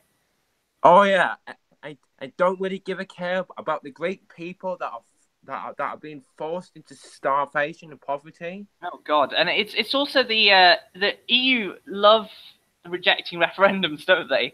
Because I know, and they don't like it when another country tries to challenge their authority. Oh God, yeah, and it was France and the Netherlands voted no to the Constitution. They got rejected, and then they made Ireland vote again. Yeah, I know. Even though when the Irish people said no. Yeah, and the rules have changed that everyone. It was weird. They basically made an excuse. Oh, everyone gets equal time, but that meant that pro Lisbon people got all the airtime. In fact, yeah, biased. And that's why you saw in Brexit not just the fact that it was skewed towards Remain, the MSM. They tried to build this narrative by having right-wing people on that every Leave voter is racist. There was no voice. Oh, yeah. Well, that narrative that completely backfired on the Remainers. Yeah. But the problem I liked how many people tried to back a second referendum well, guess what? That's not going to work with the British people. Oh, and it was Owen Smith who, when it was the second leadership election, that Owen Smith, that little prick. and he was like, "We should give it back to the people in a referendum." I was like, "Dude, come on." Seriously? Yeah. How can anyone take him seriously? No, I don't know. He's just you can't take the Welsh seriously, can you? Oh yeah, the Welsh. Oh God. I've got nothing against the Welsh people. No. It's just Owen Smith. And most of Wales, they voted to leave. Yeah, Wales voted. I think 53% overall to leave. I think. Yeah, and guess what? The Welsh Assembly said. Oh, the Welsh people voted wrong. Oh God. And yeah. And also the whole SNP thing as well. God, the SNP, they're not nationalists, they're fascists. No, the SNP are hypocrites. That's all I can say. Yeah. Because you can't. They're not even nationalists. I call them fascists. They're Euro-federalists. Yeah, they are. Yeah, and so the thing is, they want an independent Scotland, and then inside the EU. So back into North. Yeah, but to be fair, but the problem with Sturgeon is she's a Merkel fangirl. That's the problem. Oh God, yeah, she's like Angela Merkel's sister. Yeah, and it's like you're gonna be independent from the UK, and then you're gonna rejoin the EU and join all the shitty bits of it as well. I don't think the SNP have figured out how an independence is going to work out for Scotland for economic reasons. Yeah, because but they're going to have to join the euro, aren't they? Poor. Yeah, but even if people want independence, like it would make. I mean, like apparently, like 400,000 independence people voted leave, like which makes sense. And I think it was Jim Sillars who is one of the SNP deputy leaders. He said, I voted leave because I want to be part of a proper democracy, and that's not on for me for Sturgeon to put us back into the EU. Wow. Which is fair enough. I mean, if you want to be an independent nation, good for you, but you need to be outside the EU. That's my main rule. I like how the SNP completely ignore the first independent referendum when people chose to stay part of the UK. Oh yeah, but and the funny thing was, it. During that referendum, she said it's going to be once in a generation. Then 2 years later, oh, we want another vote. No, the SNP are hypocrites. They're not. Yeah, but they don't care for the Scottish people. They don't want to be an independent nation. That's what it's not independence, mate. It's just you want to wait a minute. You want to take yourself away from Westminster and then link yourself to the Brussels dictatorship. Really? Come on. I will say, even though Westminster is bad, it's way more better than Brussels. Yeah, because even like independence, I would somewhat support it if they were Eurosceptic, but the problem is they aren't. That's the problem. I'd say they're not Eurosceptic. If you want independence and be Eurosceptic, that's the thing. You need to be independent, all out independence, isn't it? Yep. And the same thing goes for the Welsh National Party. They're not Eurosceptic, they're pro-EU. Yep, that's true. And so is Plaid Cymru as well. Oh, yeah, that's Plaid Cymru, which means and also the Irish nationalists. A lot of them are pro-EU as well. Like Sinn Féin and the Social Democrat Labour Party. Just makes no sense. Don't even get me talking about Sinn Féin because I don't even like Sinn Féin. I can't stand them. Oh god. But yeah, I just think if you want independence, then you need to make it clear that you're leaving the EU as well. That's my not joining another fascist entity. Yeah. What do you think will happen to the EU? I think two things will happen. Either it breaks up, or it forms the United States of Europe, then breaks up. I think it will break up.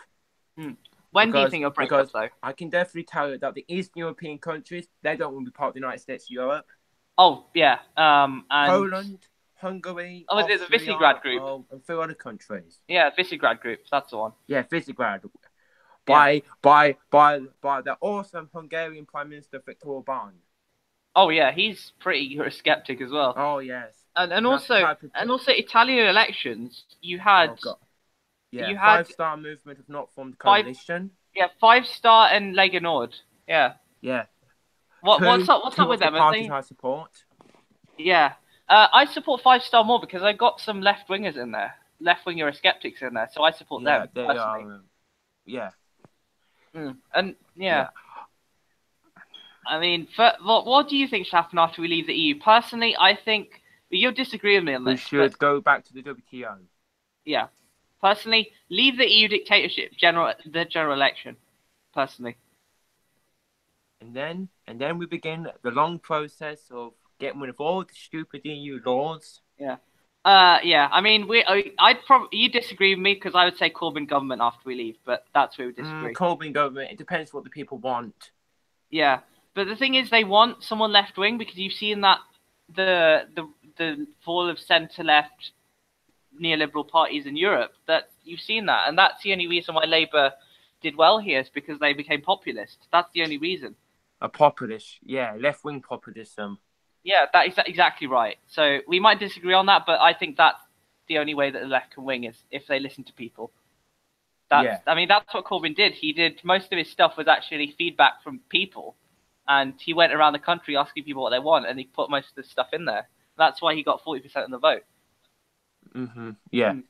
I mean, I know you wouldn't vote Labour, but I'd still think he's better than Theresa May, honestly. Oh yes, definitely. Because is it just me, or do you think that Corbyn actually voted Leave? I think he did. Because I don't know. It's hard to tell. I read on Twitter that he's one of the people that's part of his local Labour Party said he actually voted Leave, but he did a deal with the Blairites to campaign to Remain. So I'm not surprised. Fascinating with him. Yeah. He was very Eurosceptic, and his brother was actually campaigning to Leave as well, Piers Corbyn. Yeah. Definitely. And I personally think that a lot of the people in his shadow cabinet voted Leave. So, like, I definitely think McDonnell voted Leave as well, personally. What do you think to Diane Abbott? I'm not so sure, but I still think Corbyn and McDonnell. I don't think she would make a great Home Secretary. Yeah. I'm a bit two minds about Diane Abbott, but I think she's still better than Amber Rudd, to be fair. Oh yes, definitely. Because Amber Rudd, she's done a whole amount of damage. Yeah.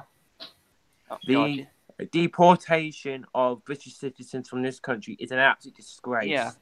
Oh God, yeah. That's something we can agree on. Because these people have every right to be in this country. They came to this country. Because people say this now, but after the Second World War, we had a shortage of labour to build up this country. We needed people. Yeah, and the UK was decimated. Yeah. Yeah. Oh, God. It's just an absolute disgrace. And no wonder. And I personally think that the Prime Minister had a massive cheek to call the Commonwealth leaders of the Caribbean nations back into the UK after what she's done. Oh, God. It's just... She is one of the worst Prime Ministers I've ever seen. We can both agree. I mean, I can agree. I do not want to even call her a Prime Minister because she doesn't deserve to even have the title. Yeah, she's not my Prime Minister. No, and she's not mine either. I don't call her my party leader anyway. Yeah. I mean, even as someone on the left, I hate him even more than you do, probably. You know. Yeah, I can just imagine that left-wing people hate Theresa. Yeah, I mean, like I said, I'm a left-wing Eurosceptic, so I hate her probably more than most people in the country, I think. I'm a right-wing Eurosceptic and a populist and a nationalist. Yeah, I'm a populist too, actually. To be fair. Yeah. Yeah. But the thing is, like, with that sort of thing, like, both sides of the spectrum, they converge on a lot of issues, though. So people don't realise that. Yeah. Like, people don't understand that the left and the right wing, they can agree on some issues. Yeah, it's like with. It's just that people choose not to agree because even though they just don't want to look bad. Oh yeah, exactly, and it's how should I say this? It's like with Brexit. You generally saw an agreement between left wing and right wing Eurosceptics. They said, "Oh, we need to leave the single market, leave the customs union, do all this stuff, and then go from there." And leave the European Court of Justice. Which, that's the big one. Which was bad. I'm not in favour of having a foreign court dictating our law. Yeah, it doesn't make sense. Like, why would you have a foreign court dictating your laws after you've left? It makes no sense. Yeah, I know. And apparently, the EU says it's going to be impossible for us to leave. Well, no, it's not impossible. Yeah, How about you stop making excuses up? Yeah. Oh God. No, the thing is, like, and they say, oh, the UK side what's the word? Like being unreasonable. What, a treaty with unreasonable. Them? It's like Dude, you're the one trying to punish us. I think you should look in the The mirror. UK is being perfectly reasonable so far. It's. I mean, I we find won. out the Irish Prime Minister is totally unreasonable. I find Oh, out yeah. the EU countries are being totally unreasonable. Yeah. And you know that the Verhofstadt, AfD, Juncker, they and back Barnier. Brexit. Yeah, it's the trio that are trying to fuck everything up. It's Verhofstadt, Juncker, and Barnier. They're the trio that are trying to fuck everything up. Yeah, Guy Verhofstadt. Oh, go to hell for goodness sake, Oh, Guy Verhofstadt. oh God. No, Angels loves him as well. Oh, seriously? He was the former Yeah. Belgian Prime Minister. Oh God, yeah, and oh man, and God, he wrote two books about the United States of Europe, and that terrifies me as well. Well, if I ever read the two books, I would burn them. Yeah. Oh, but try and burn an EU flag, but it's fireproof in the first place. I found a funny video where this guy tried to burn an EU flag, but it was fireproof. Fireproof? Yeah, it was. Oh, God. I guess the EU have planned everything, so we can't even burn their flags anymore. Yeah. But seriously, I hate everything that the EU flag even looks like. I hate the EU flag. Oh, I hate the EU. I don't like what it's done to Europe. And they ruined a perfectly good piece of Beethoven music as well. Yeah, called "OB to Joy." Yeah, Symphony 9. I think many times. Yeah, Ode to Joy. I think it was Symphony 9 actually. That was the Symphony 9, which is a great piece actually. I've actually listened to it. Yeah. Oh wow. Yeah, it's funny if like Twitter trolls you. You have like the EU anthem, and then the flag just pops up out of nowhere. Oh God. It's been really weird. It's been really weird. Twitter. Twitter's been trolling me recently because I was tweeting about Blair once, and out of nowhere on my feed, you know, the promoted tweets, Alistair Campbell came out of nowhere. Alistair Campbell? Yeah, out of nowhere on my promoted feed. And another time, it was another ad which was like, it was were the people lied to during the referendum? I was like, dude, come on. You know, it's ridiculous. I will say that the Brexit referendum was one of the biggest victories for us British people that we ever took. Yeah, and I think it was Leave Believe. They did a video where they said, even though the percentage might not be the swing, it's the amount of people that voted for it which counts in the end. Oh God. Oh. I encourage more countries to leave the EU. I encourage more countries to leave. Oh, definitely. I personally think Greece and Italy should be the first to go after us because they've been worst affected by the euro. Yeah, they definitely have. And by the way, I don't know why countries even adopted the euro in the first place. It was a stupid mistake in the first place. Like I tell people, it's like getting 27 different people to wear the same pair of shoes. Yeah, it's not going to work. You're going to have issues. Yeah. I mean, the only sort of exception to that is France and Germany. Well, their economies are pretty similar, so it sort of works. But in other cases, it hasn't worked at all. Yeah, it doesn't work with Ireland. It doesn't work with Spain, Greece, Italy, and all the other countries. Yeah. You know, these countries have got no control over their own economy, their own monetary policies. Yeah, it doesn't. I don't know, man. And also the other big thing is the EU army. That's the other big thing. Oh God, I do not want to see that. Even and Juncker, he said, he tweeted when the PESCO came into effect, which is what the EU army is.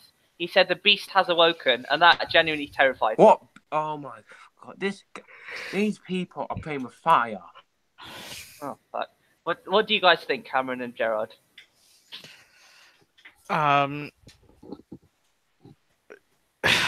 Disaster, really. Yeah, it is a disaster. It really is. It's a disgrace to Europe. The whole EU is. Yeah, but they call it Europe. That's what really insults me. It's not Europe. Yeah. Europe used to be beautiful with culture and whole different countries that used to get along with each other. It was. I think it was Jose Manuel Barroso who was the commissioner before Juncker. He said, "I want to build an empire with the EU." Nobody wants an empire in Europe when the European people do not even want this. No, I just want to consulted. I just want to get along with people. I just want everyone to get along. I don't want someone telling us what to do. Europe to go the back way it was, having its own borders, having its own identity, not having one big empire. Yeah, I mean, we can agree on stuff. We can agree on climate change. We can agree on work standards, but we don't need the EU to do that. We can do that as nation states, you know? Yeah, like Europe has managed on its own for a long time, way before the EU came around. And the EU, it's just like, you know, it's just a fascist. lavish sort of project. It's a waste of money. I mean, I think they spend like 130 million moving between the Strasbourg and Brussels parliaments. Like, why do you even have two parliaments in the first place? That's stupid. God. I don't honestly. I can't imagine what the EU Commission is going through right now. Oh God. What do you mean, like, going through? Because they need to find another leader with Juncker. Like, I don't know what the EU Commission thinks it's doing by bossing all countries around. Because I don't know. Poland, You know, it'd be really funny very clearly they're not going to take it from the EU. Yeah. You know, it'd be really funny if Farage became EU Commissioner. That would be funny. Oh yeah, that would be funny. That would. But I don't think that will ever happen. What I'd really like to have in the EU, I think they should have like a left wing and right wing Eurosceptic coalition that runs the whole thing. They should rise to that power. would be interesting. No, because I think left and right need to do this together. They can't do this on their own. Yeah. Oh God. I feel sorry for the Italians and all the other countries that have to deal with the migrant problem that the EU caused. Oh God, it makes no sense, because why would you open up your borders to 2 million people and not even provide the necessary resources to support them? It's just a mess. Yeah, like, if you want to have refugees, fair enough, but you need to support them. You need to have a policy in place, you know? You can't just put them in willy-nilly, can you? Yeah, but the EU Commission and the whole EU has got no idea what it's doing. They're just saying the Merkel madness. Just have all of them come in. Yeah, it's the Merkel madness, exactly. Yeah, and Angela Merkel. Oh, fucking hell! I was very glad that the AfD actually entered the German Parliament to give the German Chancellor a piece of their mind. Yeah, they got 93 seats in the Reichstag, I think. Yeah, it's called the Bundestag. Bundestag, no, that's the one. Bundestag. Yeah, the Reichstag was in the Weimar Republic. Oh, getting confused, but yeah, they got 93 seats. Yeah, which is a great victory for the alternative for Deutschland. I don't agree with their policies, but I agree with their Eurosceptic views. Yes. And I think they will get more seats. But what I think Europe is missing is a true Eurosceptic left-wing movement. That's the thing it's absolutely missing at the moment. Oh, yes. A Eurosceptic party for you left-wing people to voice your discontent with the EU. Yeah, definitely. Yeah, there isn't one. They're smaller parties, but they're not mainstream. That's the problem, because if they became mainstream, they get bought out. Yeah, it's mostly right-wing parties. Yeah, which is a shame. I think it's a real shame, honestly, because there's no one on the left. Because the thing is, like, loads of the young people are on the left in the EU generally. They're left-wing and Eurosceptic, but there's no one to represent them. That's why they turn to the right. So it's a real shame, honestly. Yeah, it's a real shame. It's a real shame. And is there any Eurosceptic party here that's big? I don't think there is, actually. No, because in the UK, well, we have a very what's the word? A very broken system. Yeah. Like first past the post. Oh God. Yeah, which I've told many people I absolutely hate the first past the post system. I hate the first past the post. I prefer a proportional system. Yeah. And God knows why we still have first past the post. No idea. Because the elections look nothing like what people voted for in the first place. It's just a mess. Yeah. Oh yeah, and also it's just, what can I say? It's so undemocratic. The whole parliamentary procedure of the way that our government works is so undemocratic. It's weird because in 2005, for example, and 2010, and even 2015, like like Blair and Cameron got more votes than got less votes than Corbyn did, and they still ended up with more seats. It makes absolutely no sense.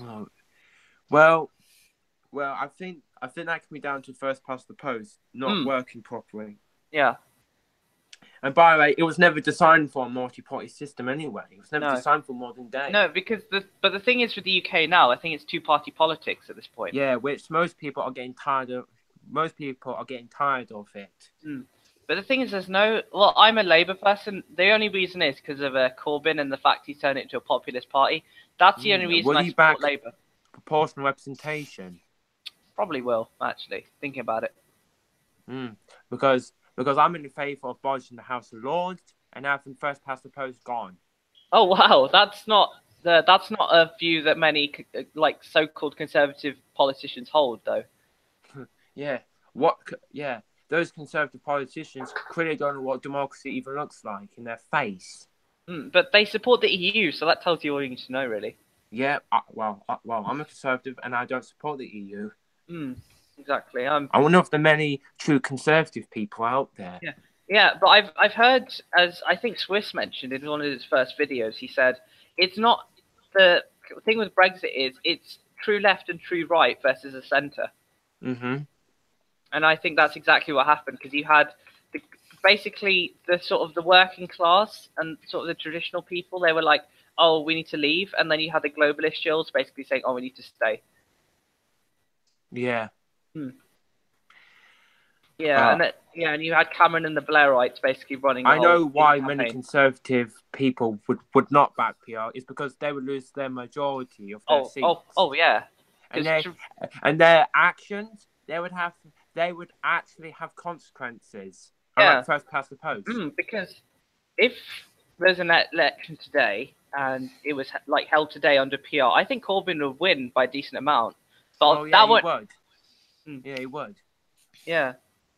Yeah, but the thing is with a first past the post, it's just messed up. Like he wouldn't get the so messed up.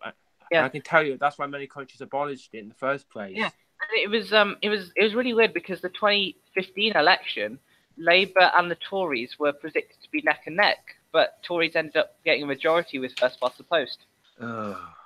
It doesn't make sense. And the thing is with me, with political parties, it's a lot like you with the Tories. If they had another Blairite as leader, I would not vote for them. The only reason I'm voting for them is because Corbyn's the leader and he's brought it back to the left. That's the only reason I'm voting for them at this point. So yeah. And in fact, they're a populist party and they actually listen to their people, which I find quite nice. Whereas Blairites wouldn't do that. They just hate the membership anyway. Yeah, definitely. Because it's ridiculous because you have the coup attempt, the second one. They had second coup. The second coup. They're trying to basically call him anti-Semitic because he supports Palestine. That's the only reason they're doing it. It's ridiculous. Yeah. And it's the usual names. They've got the Zionist lobby groups. They're doing all of this. It's Woodcock and them lot. They're planning this. It's ridiculous. And it's the same people that want to get at him. They keep popping up. You got the Jess Phillips, the Chukra Moonas, the John Woodcocks, the Ian Austins, all those people. It, yeah. Oh gosh. Oh, what was that? What was that? Nothing. I just heard Hello. Clearly, I was watching a video and you heard it. Yeah. Hello. But I think I'm gonna head off now and go to sleep. All right. Okay. I might wrap this up in a bit actually, because I haven't even had dinner. So. You're not even had dinner. Yeah. I'm not even joking. Like, because I've been staying at uni during the holidays and just generally because I'm revising. I've been doing these streams as well. Like, some days I haven't had dinner until 2 a.m. Whoa, that's very late. I know. And on the same days, I haven't got to sleep until 6 a.m. Yeah. And it's literally when I go to sleep, there's light starting to come through my curtains. Whoa. I know. It's ridiculous. Right, so I'll see you tomorrow. It was fun being here. All right. Enjoyed it, man. We'll see the chaos that comes out of this. All right, yeah. Yeah, see the whole chaos unfolding. All right. That does it. Good night. All right. See you later, man. Bye-bye. See ya. All right. dear. Anyway, so yeah, Luke, we're actually thinking about this week. We're looking for guests for the New Left podcast. I was wondering if we don't find anyone, would you like to come on? Yes, why not? This Yeah. Wednesday. Wednesday. Well, we usually Wednesday evenings, but whatever time suits you, because I'm here all day. So, but it's George and Calvin are going to join as well because they helped me run the channel. So, Yeah, sure. I mean, I'll because join. it's going to be interesting because I think we'd get along quite well because I'm not a left winger. no, but that's the thing. We're all Eurosceptics and we all hate the Tories, so we will get along quite well, I think. Yeah. People hate the Tories. Yeah. Yeah. I'm actually. Did you vote in the referendum? Did you vote to leave in the referendum? Yeah, I voted to leave. Okay. And my mum, she voted to stay. Oh God, I'm actually. I'll tell you now. It's because my mum's a Labour voter. Is she one of the Blairite types, probably? The thing is, She's you more have. of a normal Labour person. But the problem with that, with Labour, what's sort of hypocritical is the membership. A lot of the liberal lovey-dovey types, they don't realise that most of Labour's policies can't work unless we leave the EU, which they don't realise that. Yeah, I know. And yeah, I'll tell you now, I'm actually a reliever. So I would have voted to remain in the referendum, but I think I was 17 at the time, and I would have voted if there was a referendum today. I'd proudly vote leave, without hesitation. But I would vote leave all the way. Yeah, out. Yep. Anyway, what I was saying was after the referendum, the BBC coverage, right? The BBC. Yeah, exactly. I was a brainwashed, Ramona, basically, and I thought, well, this is going to be a disaster. So, I did the right thing. I basically took, spent a year researching this, and out of nowhere, Most people should do that. Yeah, and out of nowhere, not during the election, just before the election, I turned into an all-out left-wing, hardcore Eurosceptic, and I was like, wow, I didn't think that would happen, Well, yeah, that is very rare. That is very rare to find in the left wing these days. But the thing is, it was the left that was Eurosceptic in the first place. They opposed joining the EU. Yeah, that was a long time ago. But then obviously Kinnock and the globalists took over, didn't they? And then obviously Blair happened. Yeah. Yeah, I think the left is getting back to its roots under Corbyn. I just think that we need to leave the EU first and then get a Corbyn government. That's what I think needs to happen, personally. Yeah. Because I think if we leave, he could implement his policies, number one. And second of all, I think he could get a majority if we left. A majority? I think he would get a majority just about. Yeah, I think he would. But this is after we've left, personally. After that. Yeah. And then we've got to figure out how to get rid of all the EU laws. Oh no! First of all, before we get rid of the EU laws, we need to get rid of the Blairite scum. Oh yeah. Yeah. Is it just? Do you agree with this? That every election, party members should be have mandatory reselection? To tell you the truth, I don't mind which one. I don't. Yeah, but I think in Labour it needs to happen soon because of the Blairites. Oh, the Blairites, are they tearing up the Labour Party? Yeah, they're trying to do it again. They're trying to do another coup, basically, at this point. A coup d'etat again. Yeah. So yeah, what about your area? Is it Labour or Tory? My town, Northampton, is a very conservative homeland. Northampton is a very conservative town. It's very conservative. Okay. Yeah. Yeah, I live in I think about 54% of my town voted to leave. Oh wow, my 54%. Oh. It was 54% to leave, and I think it was about 38% to stay. No, but it must be 100 minus 54, surely. So it's like 46 or something. Like 46. But my town where I live, it was 67.9% leave. It was Your town. I congratulate your town for doing that. Yeah, it's Walsall, so it's a working class Labour heartland. Yeah, Northampton is Well, Northampton's a very working class town, Yeah, same with mine. They voted. and they don't take kindly to Labour. Oh, They don't. mine are traditional Labour, and I think people did start to swing back to Labour. I think just because of Corbyn. I think they were sick of Blair. Mm.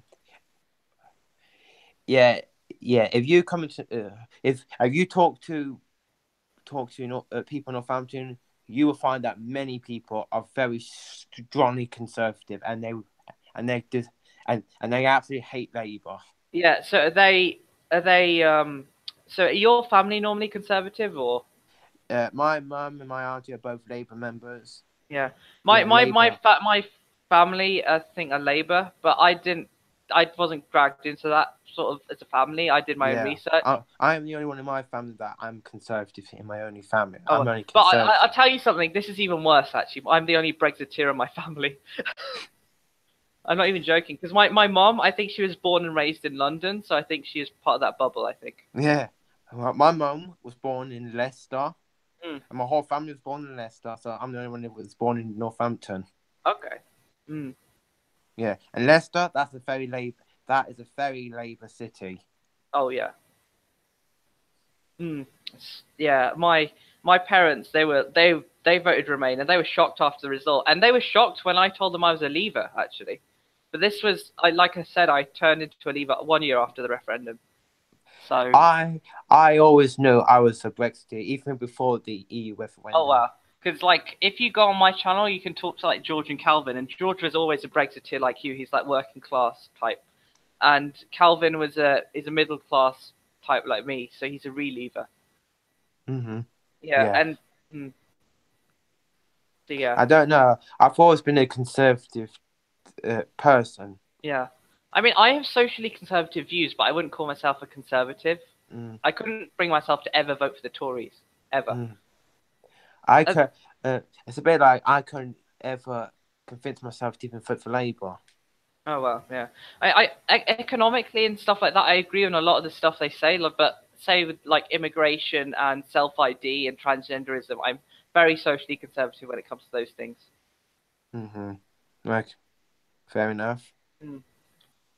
Yeah, because I mean, if I said some of the stuff like like say I thought an immigration or transgenderism, people call me a fascist, probably. What? Seriously, they call you Yeah, fascist? yeah, no. If you see, the liberal Britain- types.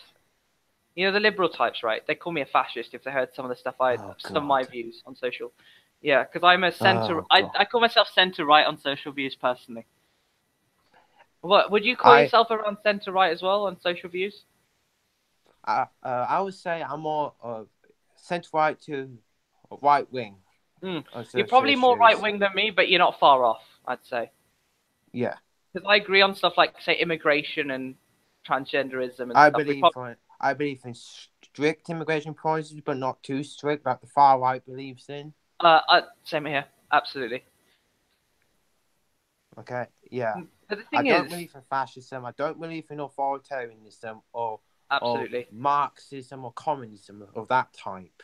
Don't believe in that. Well, Chamchi's a hardcore Marxist apparently. Oh, he tells that he loves Marx. Well, Even I'm getting into it now. Actually, I'm not gonna lie. Even though I disagree with Marxism and communism, I will respect Chamchi. Yeah, I mean, he does make some good points. Marx does. I'm not gonna lie. There's no denying that. He does. Yeah, he does. About Trotsky and Trotskyism. And the fact that Stalin, like his idea of like communism wouldn't work under like Stalin because it's not supposed to be authoritarian. Yeah, because Joseph Stalin, he completely took it in a different way. Yeah, it was Trotsky. It was authoritarian socialism, I think it was called. I think Trotsky would try and build a socialist or a communist democracy of some type. I think it could work if it wasn't authoritarian, to be fair. Yeah. It could have gone a whole different way if Trotsky. Yeah. I mean, Russia was actually doing well after the revolution, but it wasn't until Stalin took over and the Second World War hit that it went downhill. Oh yeah, and not to mention all the atrocities that Stalin committed. Oh yeah, about how he starved the Ukrainians, he starved and he killed his own party members. I mean, that's what The Hitler did when he took over the Nazi party. It was actually a socialist party, and the first people to die were socialists. Yeah. Yep. And then he went after the trade unions. He banned them. Yeah, exactly. That's what authoritarianism does. It's not good, good for anyone. The one thing that they put them in power. Yeah. I mean, the only good thing about authoritarianism is that it gets stuff done, even though it's bad, you know. It does. It will get stuff done, but it completely ignores the people. What drives government? Yeah, I'd call myself authoritarianism is never an option. In my eyes, authoritarianism is not an option. Yeah, I call myself more centre-left libertarian. I call myself that. But the thing is, like with the libertarian stuff, it hasn't, and centre-left, it hasn't taken into my social conservative views though. That's the problem. Like libertarianism. Yeah, not so much like, let's say with transgenderism, for example. Let's say my views on that. Let's just say that for my view is there are only two genders. There's male and female. There's only two genders, male and woman. Yeah, you either have two X chromosomes or you have X and Y chromosomes. My view is that if you want to be transgender, do what you want, but don't drag me into it. Go for it. Yeah. Don't do what they want, but it shouldn't be my business. You shouldn't make me, drag into it. And it shouldn't be the government's business either. Oh yeah, definitely. What the people do in their lives is up to them, and the government has no right to interfere. Exactly. It's like I might not like what you're doing, but you have the right to do it. That's my view, personally. Yeah. I may not like what people do in their lives, but it's not up to me to judge. Yeah. It's like with the transgenderism thing. I don't like it and I don't agree with it, but it's up to you what you do. You know? I don't agree with a lot of left-wing ideas, but that's up to you people to choose your own path, not to me. Yeah, exactly. And it's like with the whole thing about Brexit as well. It's like I respect the fact you voted Remain, but I don't agree with FBP trolls. There is a limit, Yeah, and I agree with the people that want to abolish the monarchy, even though I don't agree with that. Yeah, I don't agree with the monarchy, but that's up to me and that's up to you, isn't it? I call myself a monarchist. I'm more of a Republican. As I got older, I've become more left wing. You're a skeptic and Republican as I've got older. I think. I think most left wing people that tend to be mostly are Republican type. What left wing? You're skeptics. Yeah. Yeah. Generally speaking, so you got like Corbyn, Galloway, those sorts of people are Republicans. Yeah, but they would definitely not dare to try and abolish the monarchy because they know that the fact is a majority of British people do not support that. Yeah, but we'll see because I like the Queen. I'm not going to lie, but it all depends on what happens after. Yeah, like if the Republicans won the referendum, I say let them have the referendum. But I can guess what the or we can have another Brexit, and if the majority. But the thing is with referendums, nowadays you can't really guess the outcome, can you? Let's be honest. No, but I know what would happen with the Republican on about abolishment. It would be more people would keep it, and the Republicans would vote to abolish it. Yeah, definitely. Yeah. It may seem strange to you Republicans that I'm a monarchist, but it's just because I'm a British. I call myself a traditionalist. I'm very pro-British. Fair enough. And I mean when it comes to like pro-British, I'm very pro-British when it comes to British industry. Yes. Personally. So like it's like that, and that's why I don't like Thatcher, because she destroyed British industry. Oh. And it may be strange to many people. It's because I'm a conservative, and people are saying to me, "Oh, you should be supporting Margaret Thatcher." But there's a difference. You can be conservative and not be globalist free market. Yeah, I'm not a globalist. I'm a nationalist. So you wouldn't consider yourself free market, because I'm not really free market, to be honest, because it's turned into fascism basically. I believe in free market, but I believe certain sections of free market should have protection system like tariffs. Yeah, I mean, like on certain Chinese things, steel? like public services should not be part of the free market. No, they shouldn't. Absolutely. But the problem with the free market is it's allowed for corporate fascism. That's the problem with it. Yes, and I want corporate fascism. I mean, if I was in power, I would start to get rid of corporate fascism very slowly. I'd clamp down on regulations on monopolies first. I'd gear it towards small businesses. I'd get rid of like tax avoidance and maybe ask the businesses to pay a little bit more tax. I think that would be fair on them because they've avoided too much tax. Yes, definitely, and get rid of all these business regulations and cut the red tape for them. And cut the regulations that favour big business as well. That's the problem. And I've make it more harder for people to avoid paying tax. Because if you're going to have all these nationalised public services, then you need tax to pay for it. Yeah. That's the only way. And with me, like, people say, oh, people should be self-reliant and they should pay lower tax. But look at how that's worked out in, like, America. It hasn't worked out well, has it? No, it hasn't. It's just made America worse. Yeah. I mean, America's healthcare system, I'm going to say it up front, is absolute shit. Yeah. America's healthcare system is pretty complicated and it's a load of crap. Obamacare, not really the best. Yeah. I think they should... they should have universal healthcare, but loads of people say that it won't happen in their lifetime anyway. No. I don't think it will ever happen in their lifetime. I mean, it's all about the globalists and the free market. We're lucky that we had a national health service done way before the globalists could interfere with that. Yeah, but now they are. Now they're interfering with it. Oh. I know. And it's with the whole... and we should kick out the globalists. Yeah, going back to the EU as well, it's the trade deals like TTIP and CETA. Well, the Tories... Well, obviously TTIP didn't happen, but CETA did. And the Tories voted for that in October 2016, and now they're using it to privatise the NHS as well. Seeing people use... seeing these fake conservatives call themselves conservative makes me absolutely... Yeah, it's like with Blairites. It's like with Blairites. It's like, because I'm on the left. These people are not conservatives. Yeah. They're not. It's like your conservatives are my Blairites. I just disgusted with Blairites because they call themselves left-wing and they're not. I'm a true conservative. I believe what conservative Yeah, I'm is. a true left-winger and I'm not a Blairite at all, you know. Yeah. And I'm absolutely disgusted that these people think, oh, privatisation is a good thing. No, it's not a good thing. No.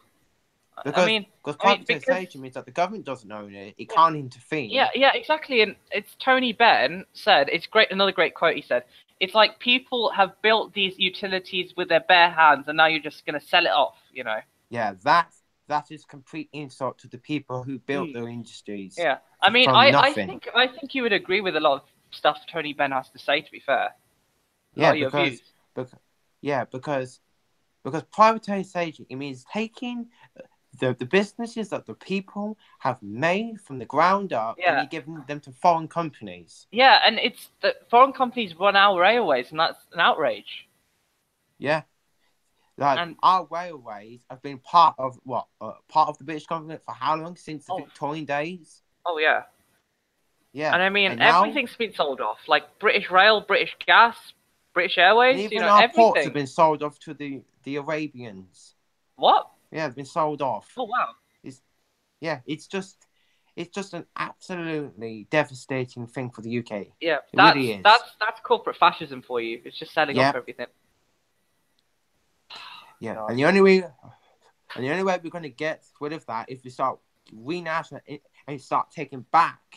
Yeah, and take back control, as they say. Yeah, take back control and make sure. I would suggest that privatization is necessary in some areas, but not a whole massive thing. Yeah, I like we would both agree. Public services is a no-no. Definitely not. Yeah. Because it's being run for us. We pay for it with taxes. You know, why should our taxes being used to pay companies? Go to foreign companies and be paid for like rich CEOs just to make a few more quid for them. You know. Yeah. It's disgusting, honestly. I believe that there should be certain laws that restrict on what foreign business can privatize. Yeah, definitely. So like because yeah, but because I think this privatization thing it's gone way too far. yeah, but the problem with trade deals and trade blocks is they are used. Their main purpose is to privatize. That's my main problem with trade deals and trade blocks. Well then, yeah. Well, we should make a trade deal that guarantees that no business will be privatized. Yeah, exactly. That's the thing. I agree with free trade, but the problem is it's how it's been implemented. It's all about Yeah. privatization. Yeah. If I was doing a free trade, if I was doing a trade deal, I would negotiate a trade deal, but I would say to them, under this trade deal, you're not going to privatize any businesses, and I don't care what you say. These Yeah. businesses are British and they're part of the government. Absolutely. Yeah. I mean, that's the problem with our economy as well. We're service based. Like privatization is a large part of our economy now. We should diverse the economy. Exactly, and you see that's the thing with London. It's like a whole different country compared to most of the UK. And London is the most out-of-touch city in the whole of the United Kingdom. It really is. Oh god. And don't get me talking about Sadiq Khan. That mayor. That London mayor, I can't stand him. Oh, he's not even a lefty, he's a Blairite as well. Yep. Mm. And the amount of damage he's done to London is not going to be not going to be forgotten. Mm. Oh God, honestly. Yeah. Yeah, there is new TTIP. Adam, like, tell us, please. There is a new TTIP. I know. There's loads of TTIPs being negotiated around the world as we speak. You know. Yeah, like new trade deals which are not in favour of British businesses. Yeah. They're in favour of privatisation. Yeah. These trade deals are actually being done the wrong way because we should be having trade deals with countries like back what we used to do is that we used to have a trade deal and guarantee that say to them Trump like new TTIP. You can't elaborate, privatize. New TTIP. I think is he talking about the chlorinated chicken bullshit? Is he talking about that? Because he mentions the new TTIP in the side chat. But I mean, that's the thing. It's like, and what I don't understand is the whole one of the big reasons is that we left the EU is because of TTIP, and now the Tories, they're not ruling out allowing America to privatize the NHS in a trade deal. Well, these the Tories are being governed by what I can just imagine a disgraceful bunch of idiots. Yeah, that's American politics. That's the whole thing. It's what's the saying? It's in America especially. It's what's the saying? It's you vote for a party, but the government always gets in. So there you go. Yeah, and in America they always have two parties. They never have another party. Yeah, and that's what many people on the left after Clinton stabbed Bernie in the back, they were like, "Oh, go and vote for Jill Stein instead," because they can't bring themselves to vote for Hillary.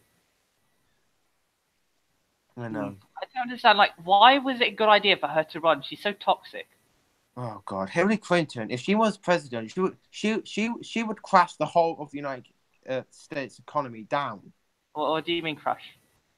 Like, but I mean, she's a globalist, so she would carry on the policy. Like, so globalist, but she a bit like Obama was a globalist. Oh yeah, no, but the thing is that the thing with Obama was he was a pretty face in ugly politics. Yeah. Because he says nice things. That's like Blair and Cameron. They say nice things, but they're like globalists who don't care about you. Yeah, I know. The globalists only care about one thing: is that their own agenda, no one else. And that's why I was reading about this. That's why they want a United States of Europe. It's the first step to a new world order. Even though you and I are both opposed to that idea. And the vast majority of Europe are opposed to the United States of Europe. But I mean, it's just the whole point of it is it's the first step to create a new world order. That's the problem. Yeah, and these globalists are puppets being controlled by someone else. Yeah, I mean, you've got the Rothschilds, you've got the Zionists, you've got the Rockefellers, Sachs. Yeah, you've got so many different groups. With apparently Rothschilds actually funded the revolution in Russia, actually. Oh, Yeah. really? Oh. Yeah, because apparently someone called Nathan Rothschild absolutely hated the Russian Tsar and vowed to overthrow the Russian Tsar one day. Hmm. Yeah. So Yeah. basically, I think I read somewhere that the Oh Rothschilds yes. had something to do with the Russian Adam West makes a Revolution. great point, actually. New TTIP means big business can sue UK in their own court system. Yes, you can actually.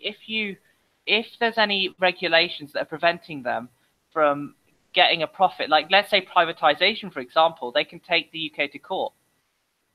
Well, yeah, they can. Ridiculous, honestly. Oh God! But that's the thing with business. That's why they can't be trusted to run public services. All they care about is profit. Yeah. I would like to. I do know that there's about 15,000 EU laws and regulations that are totally unnecessary. Like I think you've mentioned about the fishing policy of the EU. Yeah. And yet you have all the EU countries moaning because they're not going to have access to our British water. But I'm sorry to the EU nations, it's not your waters in the first place. Yeah. But that's they call it a common resource, don't they? They use the language. They call it a common resource. Common resource.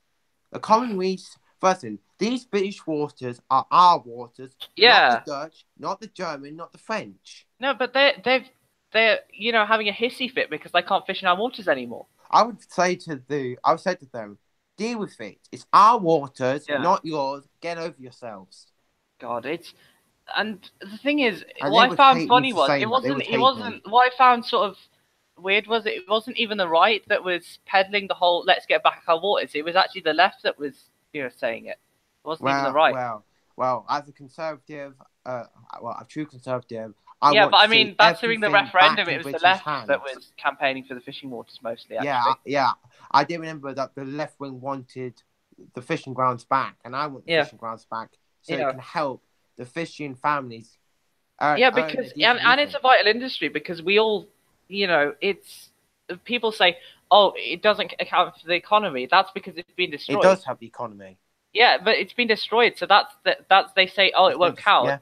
But it's been destroyed, so you can't really say that, And I mean, it's cheaper food and better quality food for everyone. So surely that's a win-win, I would say to the EU countries, if you want access to our waters, pay us. Pay us first. Yeah, First of all, want to pay up to us. Yeah. Pay us, and first of all, give us a good damn deal as well. Yeah, not give us a half-assed deal. Yeah. God. Ridiculous, honestly. I'm so tired of listening to the EU moaning and telling us what to do. If I was the Prime Minister, I'll say, one, we're going to leave if you're going to keep treating us like dirt. Yeah, I mean, we need to have the option to say no, and not even the Tories have the balls to say no. I think I would have the balls to say no to their face. and even like Dennis Skinner, even like one of the most hardcore lefties, he's like, oh, I won't give them a penny piece, and he's absolutely right. Yeah, I wouldn't give them a single penny. I would throw their EU flag right in front of their face. Yeah, no, I'd rip up the damn thing first. Yeah. Don't forget the ripping. And if I had the treaty of all the treaties, I would rip each one of the treaties that we signed. Make a nice. What you should do? Make a nice British-made shredder and put everything in there. Yeah, I'll say, here's all the treaty that, here's the Maastricht Treaty. Rip that in half and throw it in the face. Oh yeah, Maastricht. No, don't forget the Maastricht. Do the Treaty of Rome. That's a big one. Yeah. Rip that in the face and set it on the light and burn it. Yeah. Burn it. Oh God. Yeah. Imagine what they would think if I actually burnt the whole. Yeah. First of all, get a British-made shredder. Second of all, get a British-made lighter, and then burn the damn thing. Yeah. And I'll say this is for the future of Europe. Yeah. From tyranny. Yeah. But they want. The thing is, they want a United States of Europe. They want a country. They want their own country that they can rule. So we're going to be slaves, basically. So we're basically going to be like their little bitch. Yeah, it's Oh, God. it's. But the thing is, A fascist state, like Jake Rees-Mogg said. But the thing is, it's the true left and the true right that are speaking out. It's only the centrists that are bitches to the EU. Yeah, like I think Angel is like a little bitch to the EU. Oh, wait until she watches this. Angel, if you're gonna watch this, you are like a little slave to the EU. Yeah, but she wants a United States of Europe as well. She actually Oh, said, God, "I she's one no," of the because she aliens. told me. I'm not actually joking. She told me she wants that instead of Brexit. Well, I would say that you want a United States of Europe, go live in mainland Europe. Yeah, that's the thing. That's what I've told people. Like they Don't bring say, it to us, people. yeah, 'Cause they don't say want to it. me, oh, you're gonna take my rights away. Oh, this, all that. I'm just saying. Oh, But the I'll thing is, probably say dude, to them, you give have it two. wet. You have 2 years to leave. Go and leave. You know. Yeah. I am sick and tired of people moaning about, oh, my rights are going to be taken away. What rights? Because no rights will be taken away. Well, I said some workers' rights that the EU passed. Well, freedom of movement that's what they class as rights. But we're gonna get that anyway. We're gonna get visa-free travel because Theresa May sold us out anyway. You know? Yeah, Theresa May caved into everything that the EU wanted. It's ridiculous, and oh yeah, yeah. But the thing is, Angel is like a little bitch to the EU.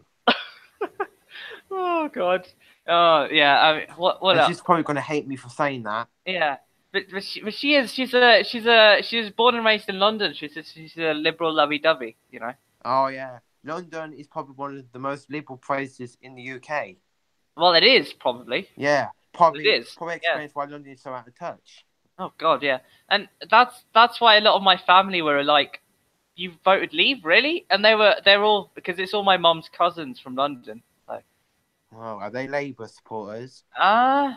Mix. I think some of them are Lib Dem, but they're not. They're more Blairite. Lib Dem's I think. like Tories. Yeah, they're more like They're more like Blairite, I think. So they're not too much on Corbyn, to be fair.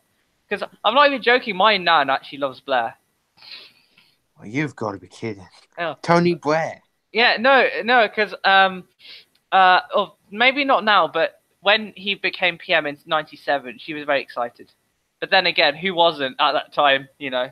Well, I think anything was better than John Major. Oh, definitely. Because John Major, under his prime ministership, god awful. Oh God, you know, you and George should totally come on the stream on Wednesday. You and George could just slag off John Major all day. You'd enjoy it.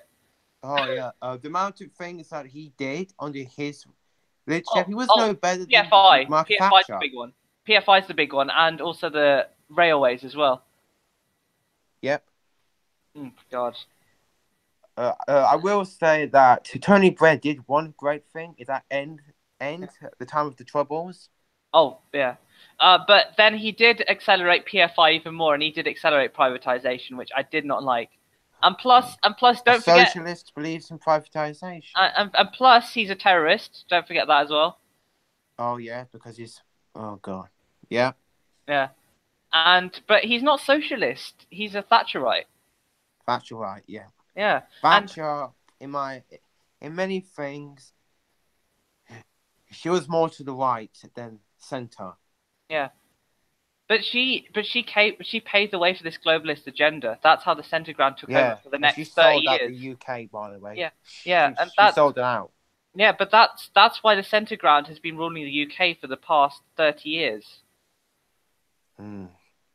It's ridiculous. Very interesting the way British politics now works. Yeah, but I sort of like the fact that we sort of have Labour going back to the left. It's sort of like give two fingers to the establishment. Like, we're not going to follow your centrist agenda anymore. I think it would be more fascinating if the Conservative actually gone back to what they used to be. That was classic. Yeah, you know, it'd be really cool if you had Corbyn and Rees-Mogg fight out. I think that would be interesting. I think Rees-Mogg could absolutely destroy him. Because I think Jake Rees-Mogg, I think he just has the bit more. He has the presence, doesn't he? Yeah, he has the presence. And Jeremy Corbyn, well, guess what? He looks like a Vladimir Lenin. But he isn't. That's the appeal of Corbyn. He's not a rich politician. He's sort of like a normal guy. He's not supposed to be, you know, like well suited or whatever. That's his appeal, you know. Yeah, but Jacob Rees-Mogg, he represents what the Conservative Party used to be. Yeah, I mean, but like I said, I don't agree with anything he has to say except Brexit. But then again, it I always comes totally down to understand. Brexit. I don't think many left-wing people would totally agree with him. Yeah, but the thing is, it's like I agree with everything. I don't agree with everything except Brexit. But I mean, at the end of the day, it's in this day and age, it's all about Brexit, isn't it? Let's be honest. Yeah, Brexit, because Brexit is the most important issue. Yeah.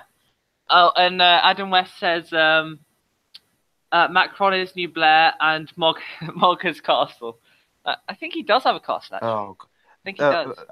the only reason why the people voted that president in France is because they wanted to keep out the Eurosceptic the French National.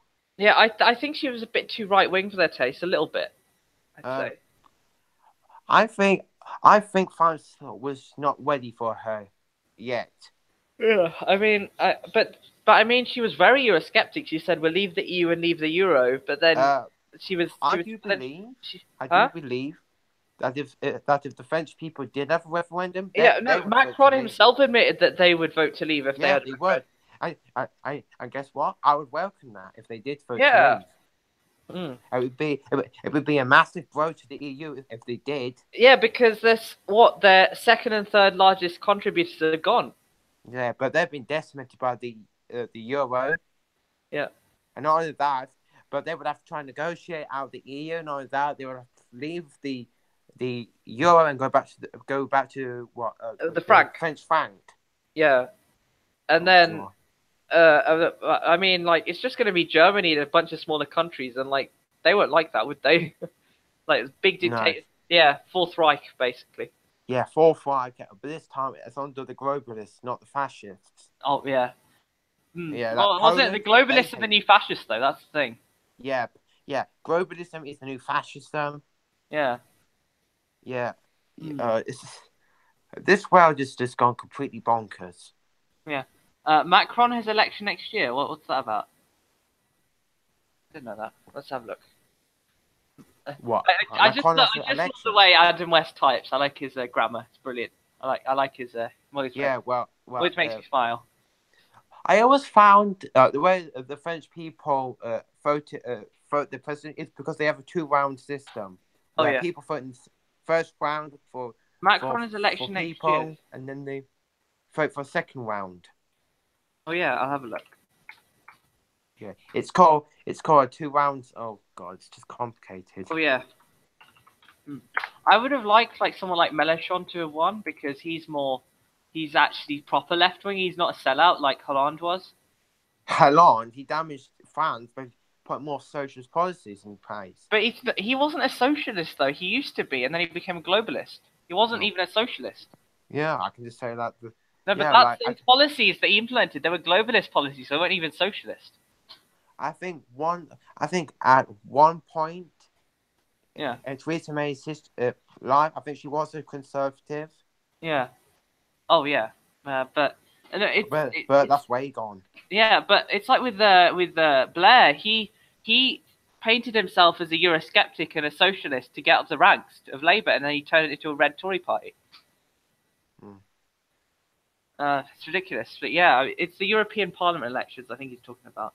But yeah, we won't be part of that, so that's fine. Oh, thank goodness for that, because that's just a waste of money. Oh, it's a waste of time. I mean, it's a waste of time, and the UKIP dominates that area. Yeah, I mean, like my George, the guy that in the Bullet chat as well, he co-presents with me. His parents voted Leave because they're working class, and they voted for UKIP in the 2014 elections, even though they're hardcore Labour. Yeah, which in 2014, UKIP got about what, 4 million votes in the general election once. Oh no, it was 12% of the vote. Yeah, 2015, 12% of the vote, and they got more votes than Clegg did. One seat. Yeah, no, they got more votes than Clegg did. Actually, a decent amount more. So they should have under a normal system. They were about 50 seats. Yeah. And if that was the case, then I think the referendum would have been gone through properly. Yeah, and not half-assed done. Yeah, and I'd have to say I don't agree with how the referendum was held. It was just And It was that's what I either think. it was either everyone who vote to remain was a good person, everyone who vote to leave was a racist.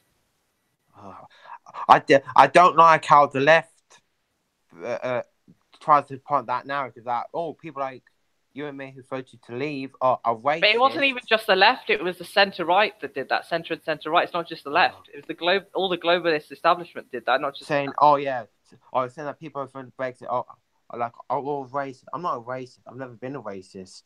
Yeah, I mean, I support stopping free movement so our workers can get proper wages. That's not racist. Yeah, I know.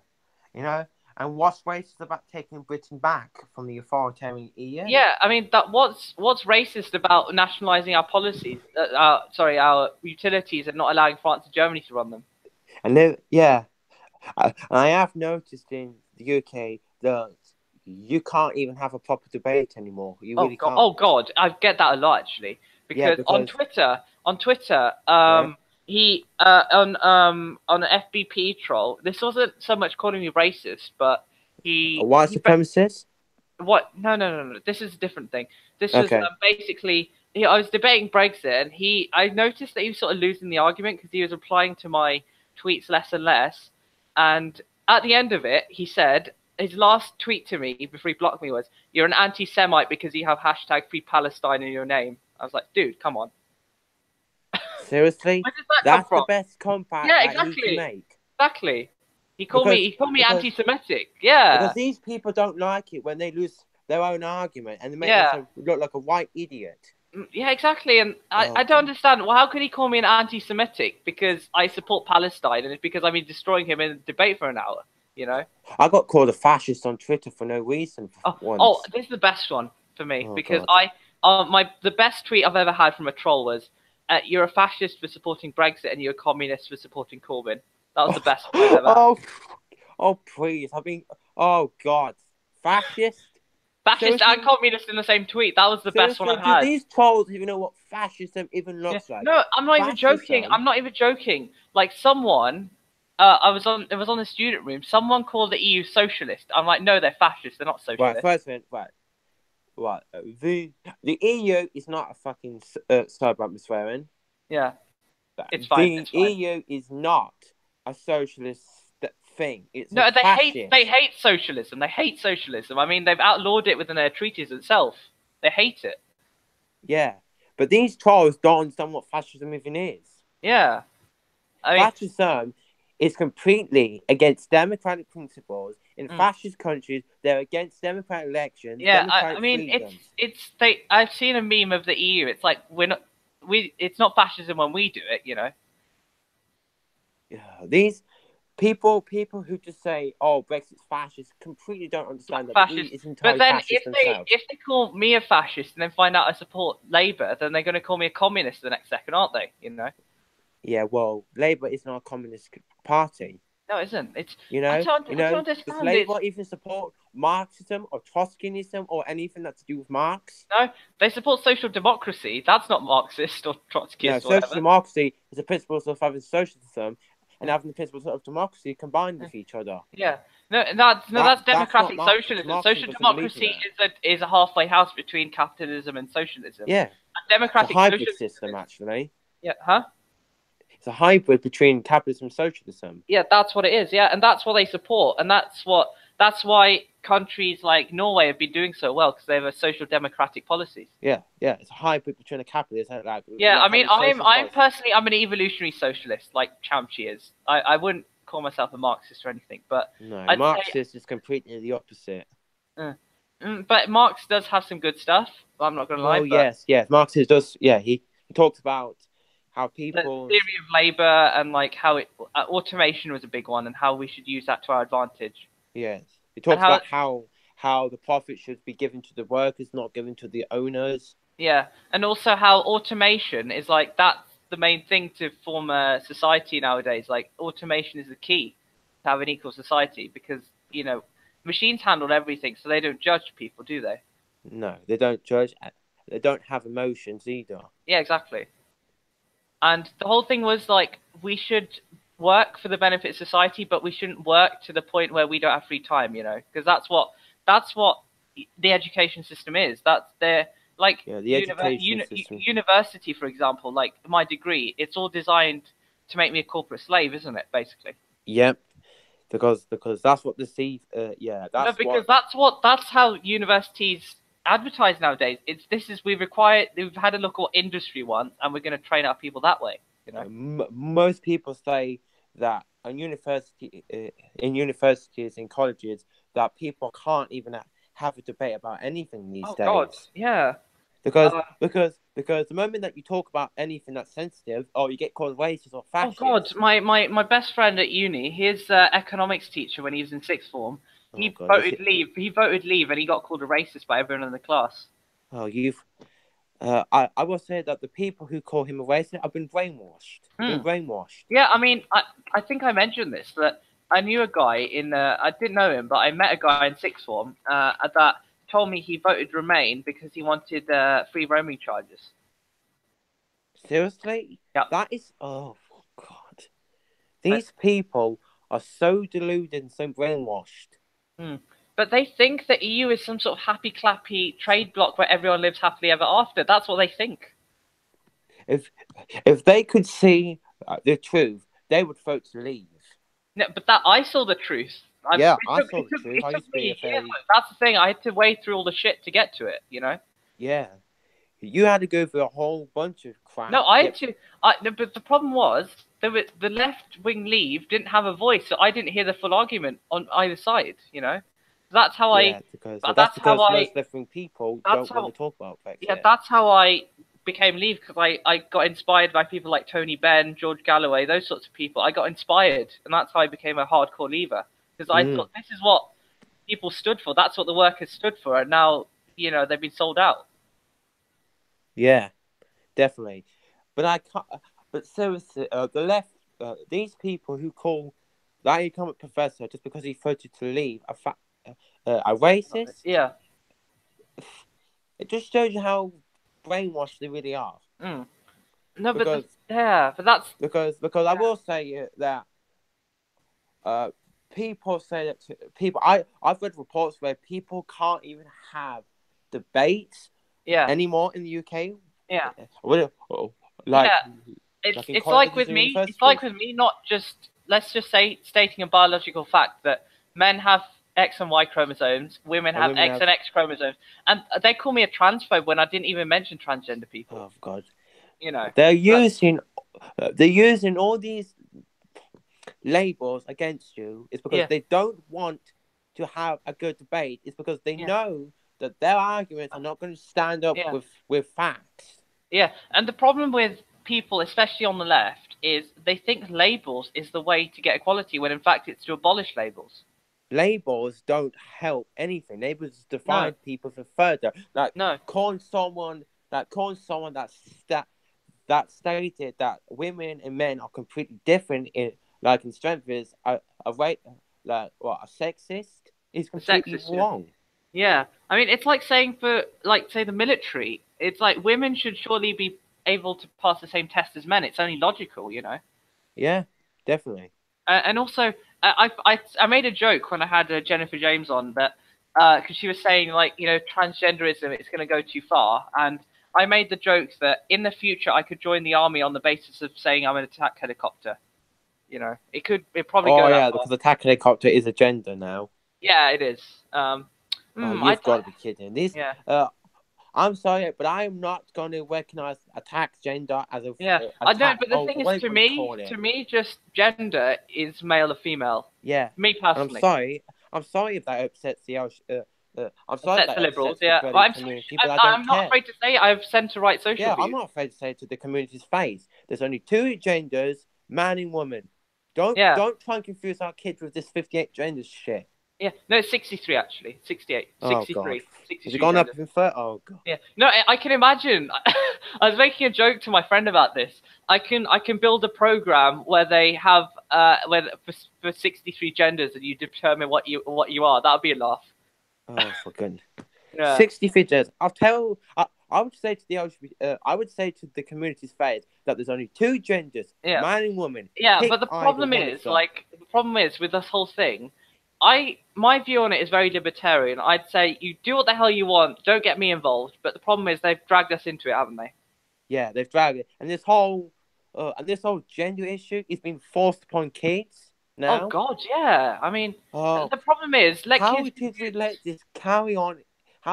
Because it's politicians and it's people that are too afraid to speak up against this. Yeah, no, but I mean, if I were to speak against this, I'd get called a fascist, especially because I'm on the left. I'd get called. I like to see it.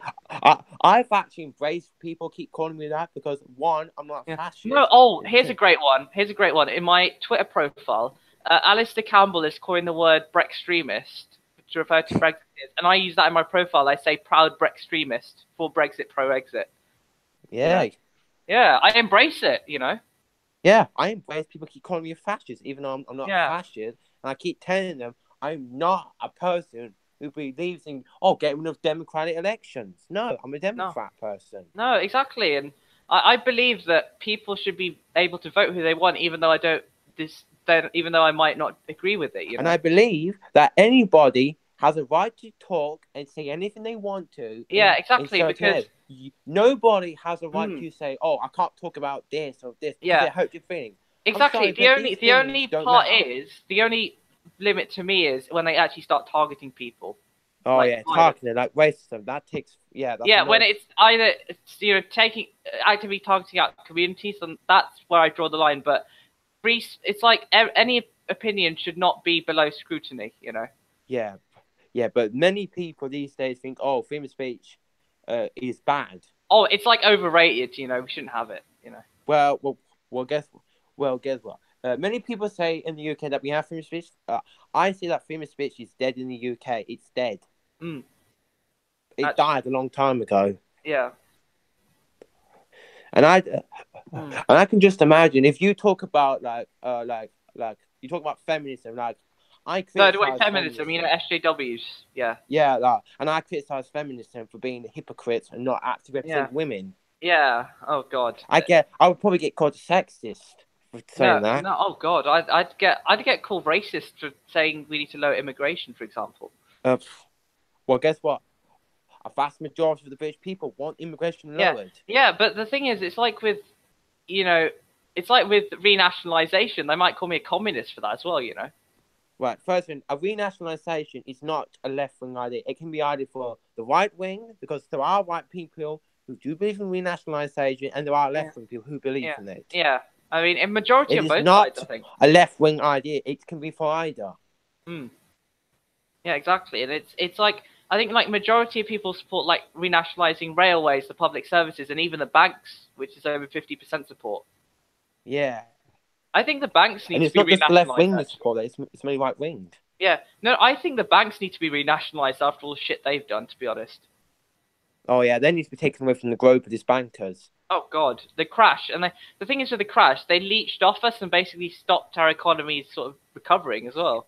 If I was the leader of the UK, I would say to the bank, I'm not bailing you out. On the bank, I was talking to Angels about this. It's like, it was me, I think it's me, Cameron, and Stizer, and she was like, would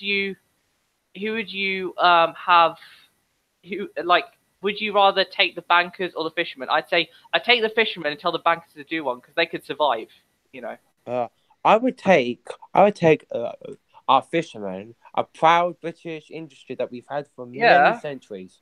No, but the thing is, the banks, they can survive. They have way too much money anyway. Yeah, like if the bank wanted, if the bank wanted my government to bail out, I'll say no. Your bankers have got enough money to bail out. Yeah, they've given themselves too much money in their pockets. They can afford to take a hit anyway. Yeah, they can afford it. It won't make any difference to them. And the whole thing with globalization is it's trickle-up economics. We pay for the tax breaks for the rich as well. Yeah, well, I like to see the tax breaks actually gone for the rich, and I like to see I would like to see the rich people actually pay about 50% tax rate. Yeah, what, 50? Yeah. Oh yeah, because it's way too low at this point. Because the thing is with the rich, they I don't understand. Like they have they and I believe live that they live here. They have tax freezes. Oh, definitely. It's like There Definitely. should be a progressive tax system. So under a certain band, you shouldn't pay tax, but they should. I think I agree with Labour's tax increases actually, because 123,000 upwards is 50%, and 80% up 80,000 upwards is 45, and tax freezes for everyone else. I think that's fair enough. Yes, definitely. And But people are saying, oh, sorry. I do believe that the poor people are suffering the most. Oh, definitely, because Because we're not it's all about redistribution of wealth at the end of the day, and yet people call me communist when I say that, when it's not. my god, these people keep calling you labels. They've got no idea what they're Yeah, saying. no, because I'm a Corbyn supporter and I'm a Brexiteer, so I get shit from both sides, you know. Yeah. I get called all sorts of names from the left, and I get called a fascist, a neo-Nazi. Even though I'm not a Nazi, I don't support neo-Nazism. Oh God, You know? yeah. All kinds of stuff. No. And I just say, seriously, is that the Yeah, best? I've just heard all yeah. your names. I've heard all your labels before. It's just Yeah. a joke. You know, because this guy was really gullible. He called me also because I said I talked about how Tony Benn, George Galloway, and like Dennis Skinner support Brexit, and he's like, oh, okay, far left people supporting a far right Brexit.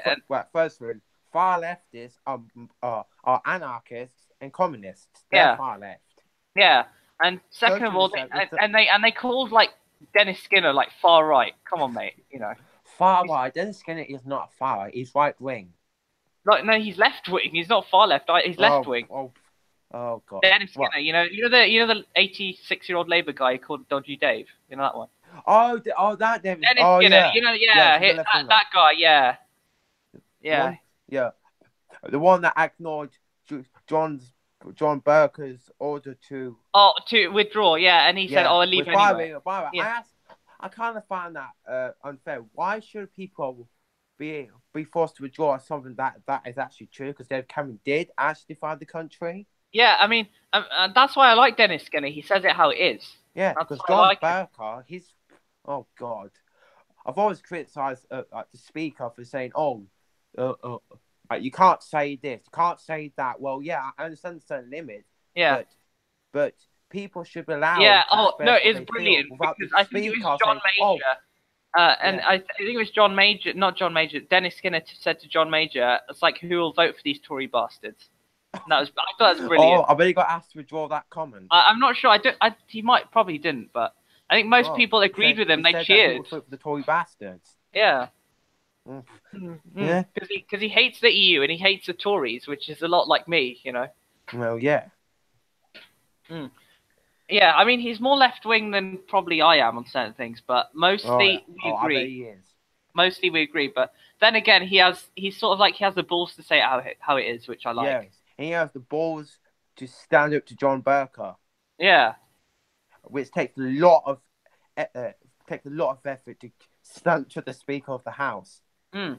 Oh yeah. Which, by the way, I don't know why the Speaker of the House is so flipping bothered with telling an honourable member that. And by the way, and what he said, I deemed that was not a breach of what you can say in the House of Commons. Yeah.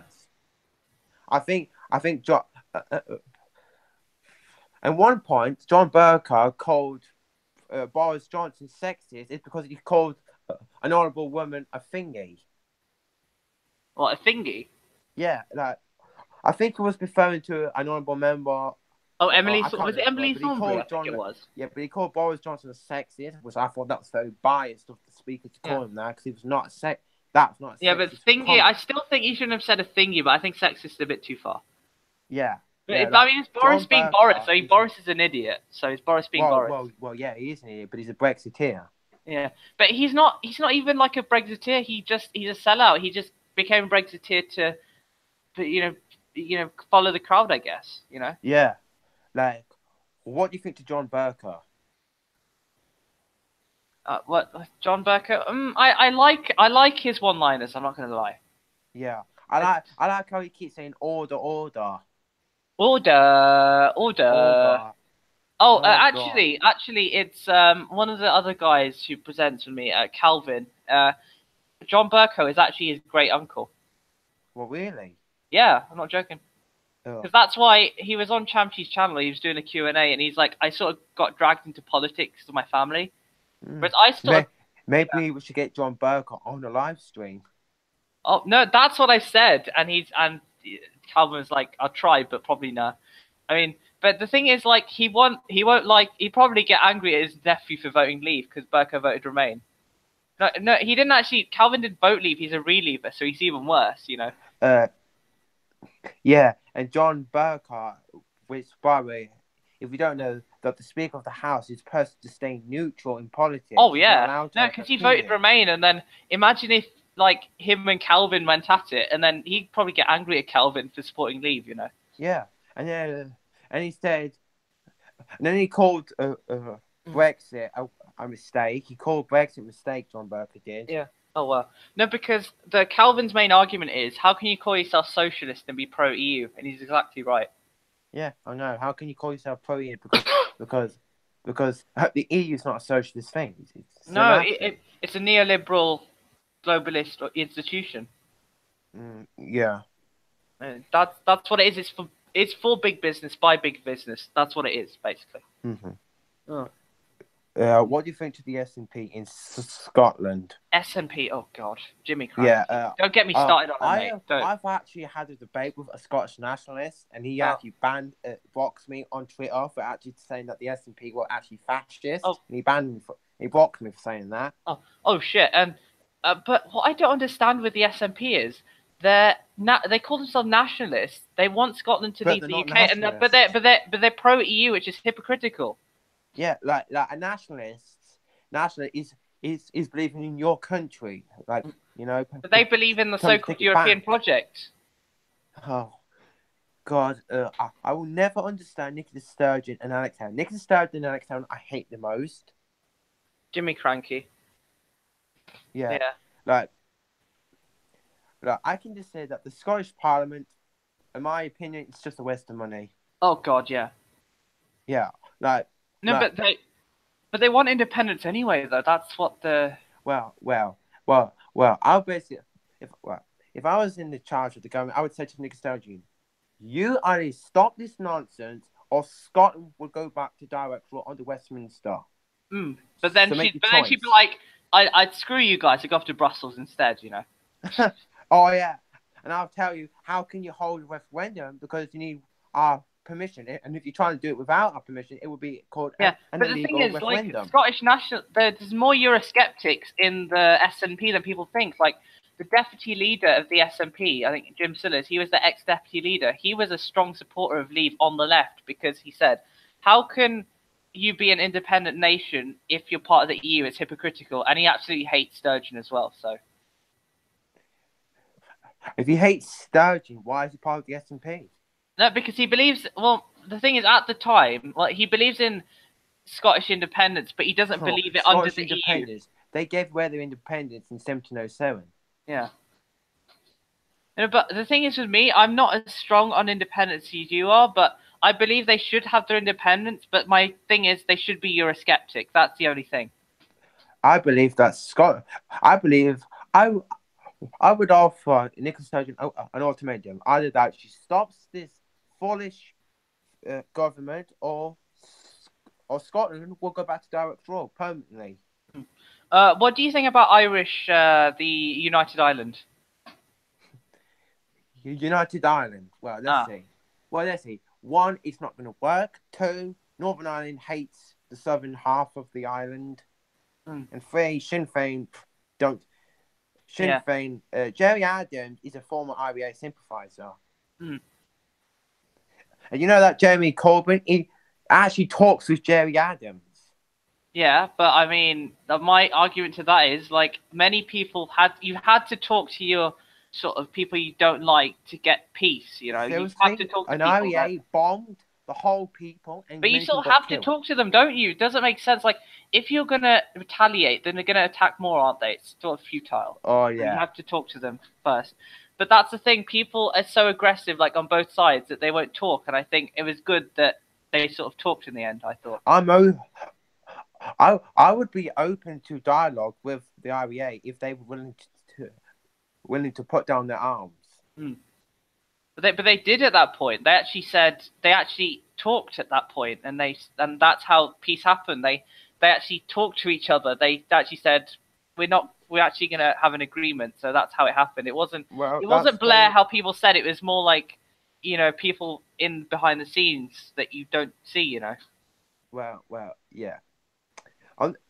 Moving back onto on the United Island, I don't think it would ever happen. I don't think it, because Northern Ireland people, they are mostly unionists. Is it Catholic and Protestant? Is it? Yeah, Catholic. I'm a Protestant myself. Okay. But unlike the Protestants in the North, I've got no problems with Catholic people. I've got no problems with them. Yeah, totally. Like, come on the New Left Voice, and you could channel on Wednesday. You can debate this with George because he believes in the United Island. So. I don't even know. Yeah, that'd be interesting. I believe that Ireland should leave the EU and we join the United Kingdom. Oh, I think that's a good idea. But yeah, because I would like to have the United Kingdom of Great Britain and Ireland back. I think these Republicans in Ireland who still want independence. Where has independence got you, Ireland? Where has it got you? It's just got a mess. Just got you into the EU, Yeah, it got you into a mess.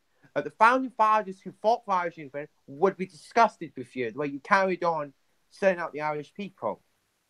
Isn't that disgusting? I'm more impartial to it, I guess, but I guess but honestly, I think but the problem with the United Island and the thing is they need to leave the EU if that's going to work. To be fair.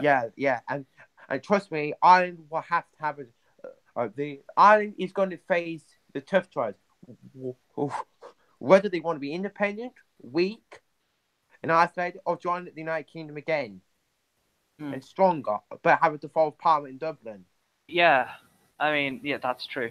I guess I might need to start wrapping this up now because I need to have dinner at 1:40 in the morning. So, yeah, okay. We can chat for a bit, but I'll just turn the stream off. So, anyway, guys, thanks for joining us, and yeah, I'll see you guys on Wednesday. So, yeah, it's been great. So, thanks everyone.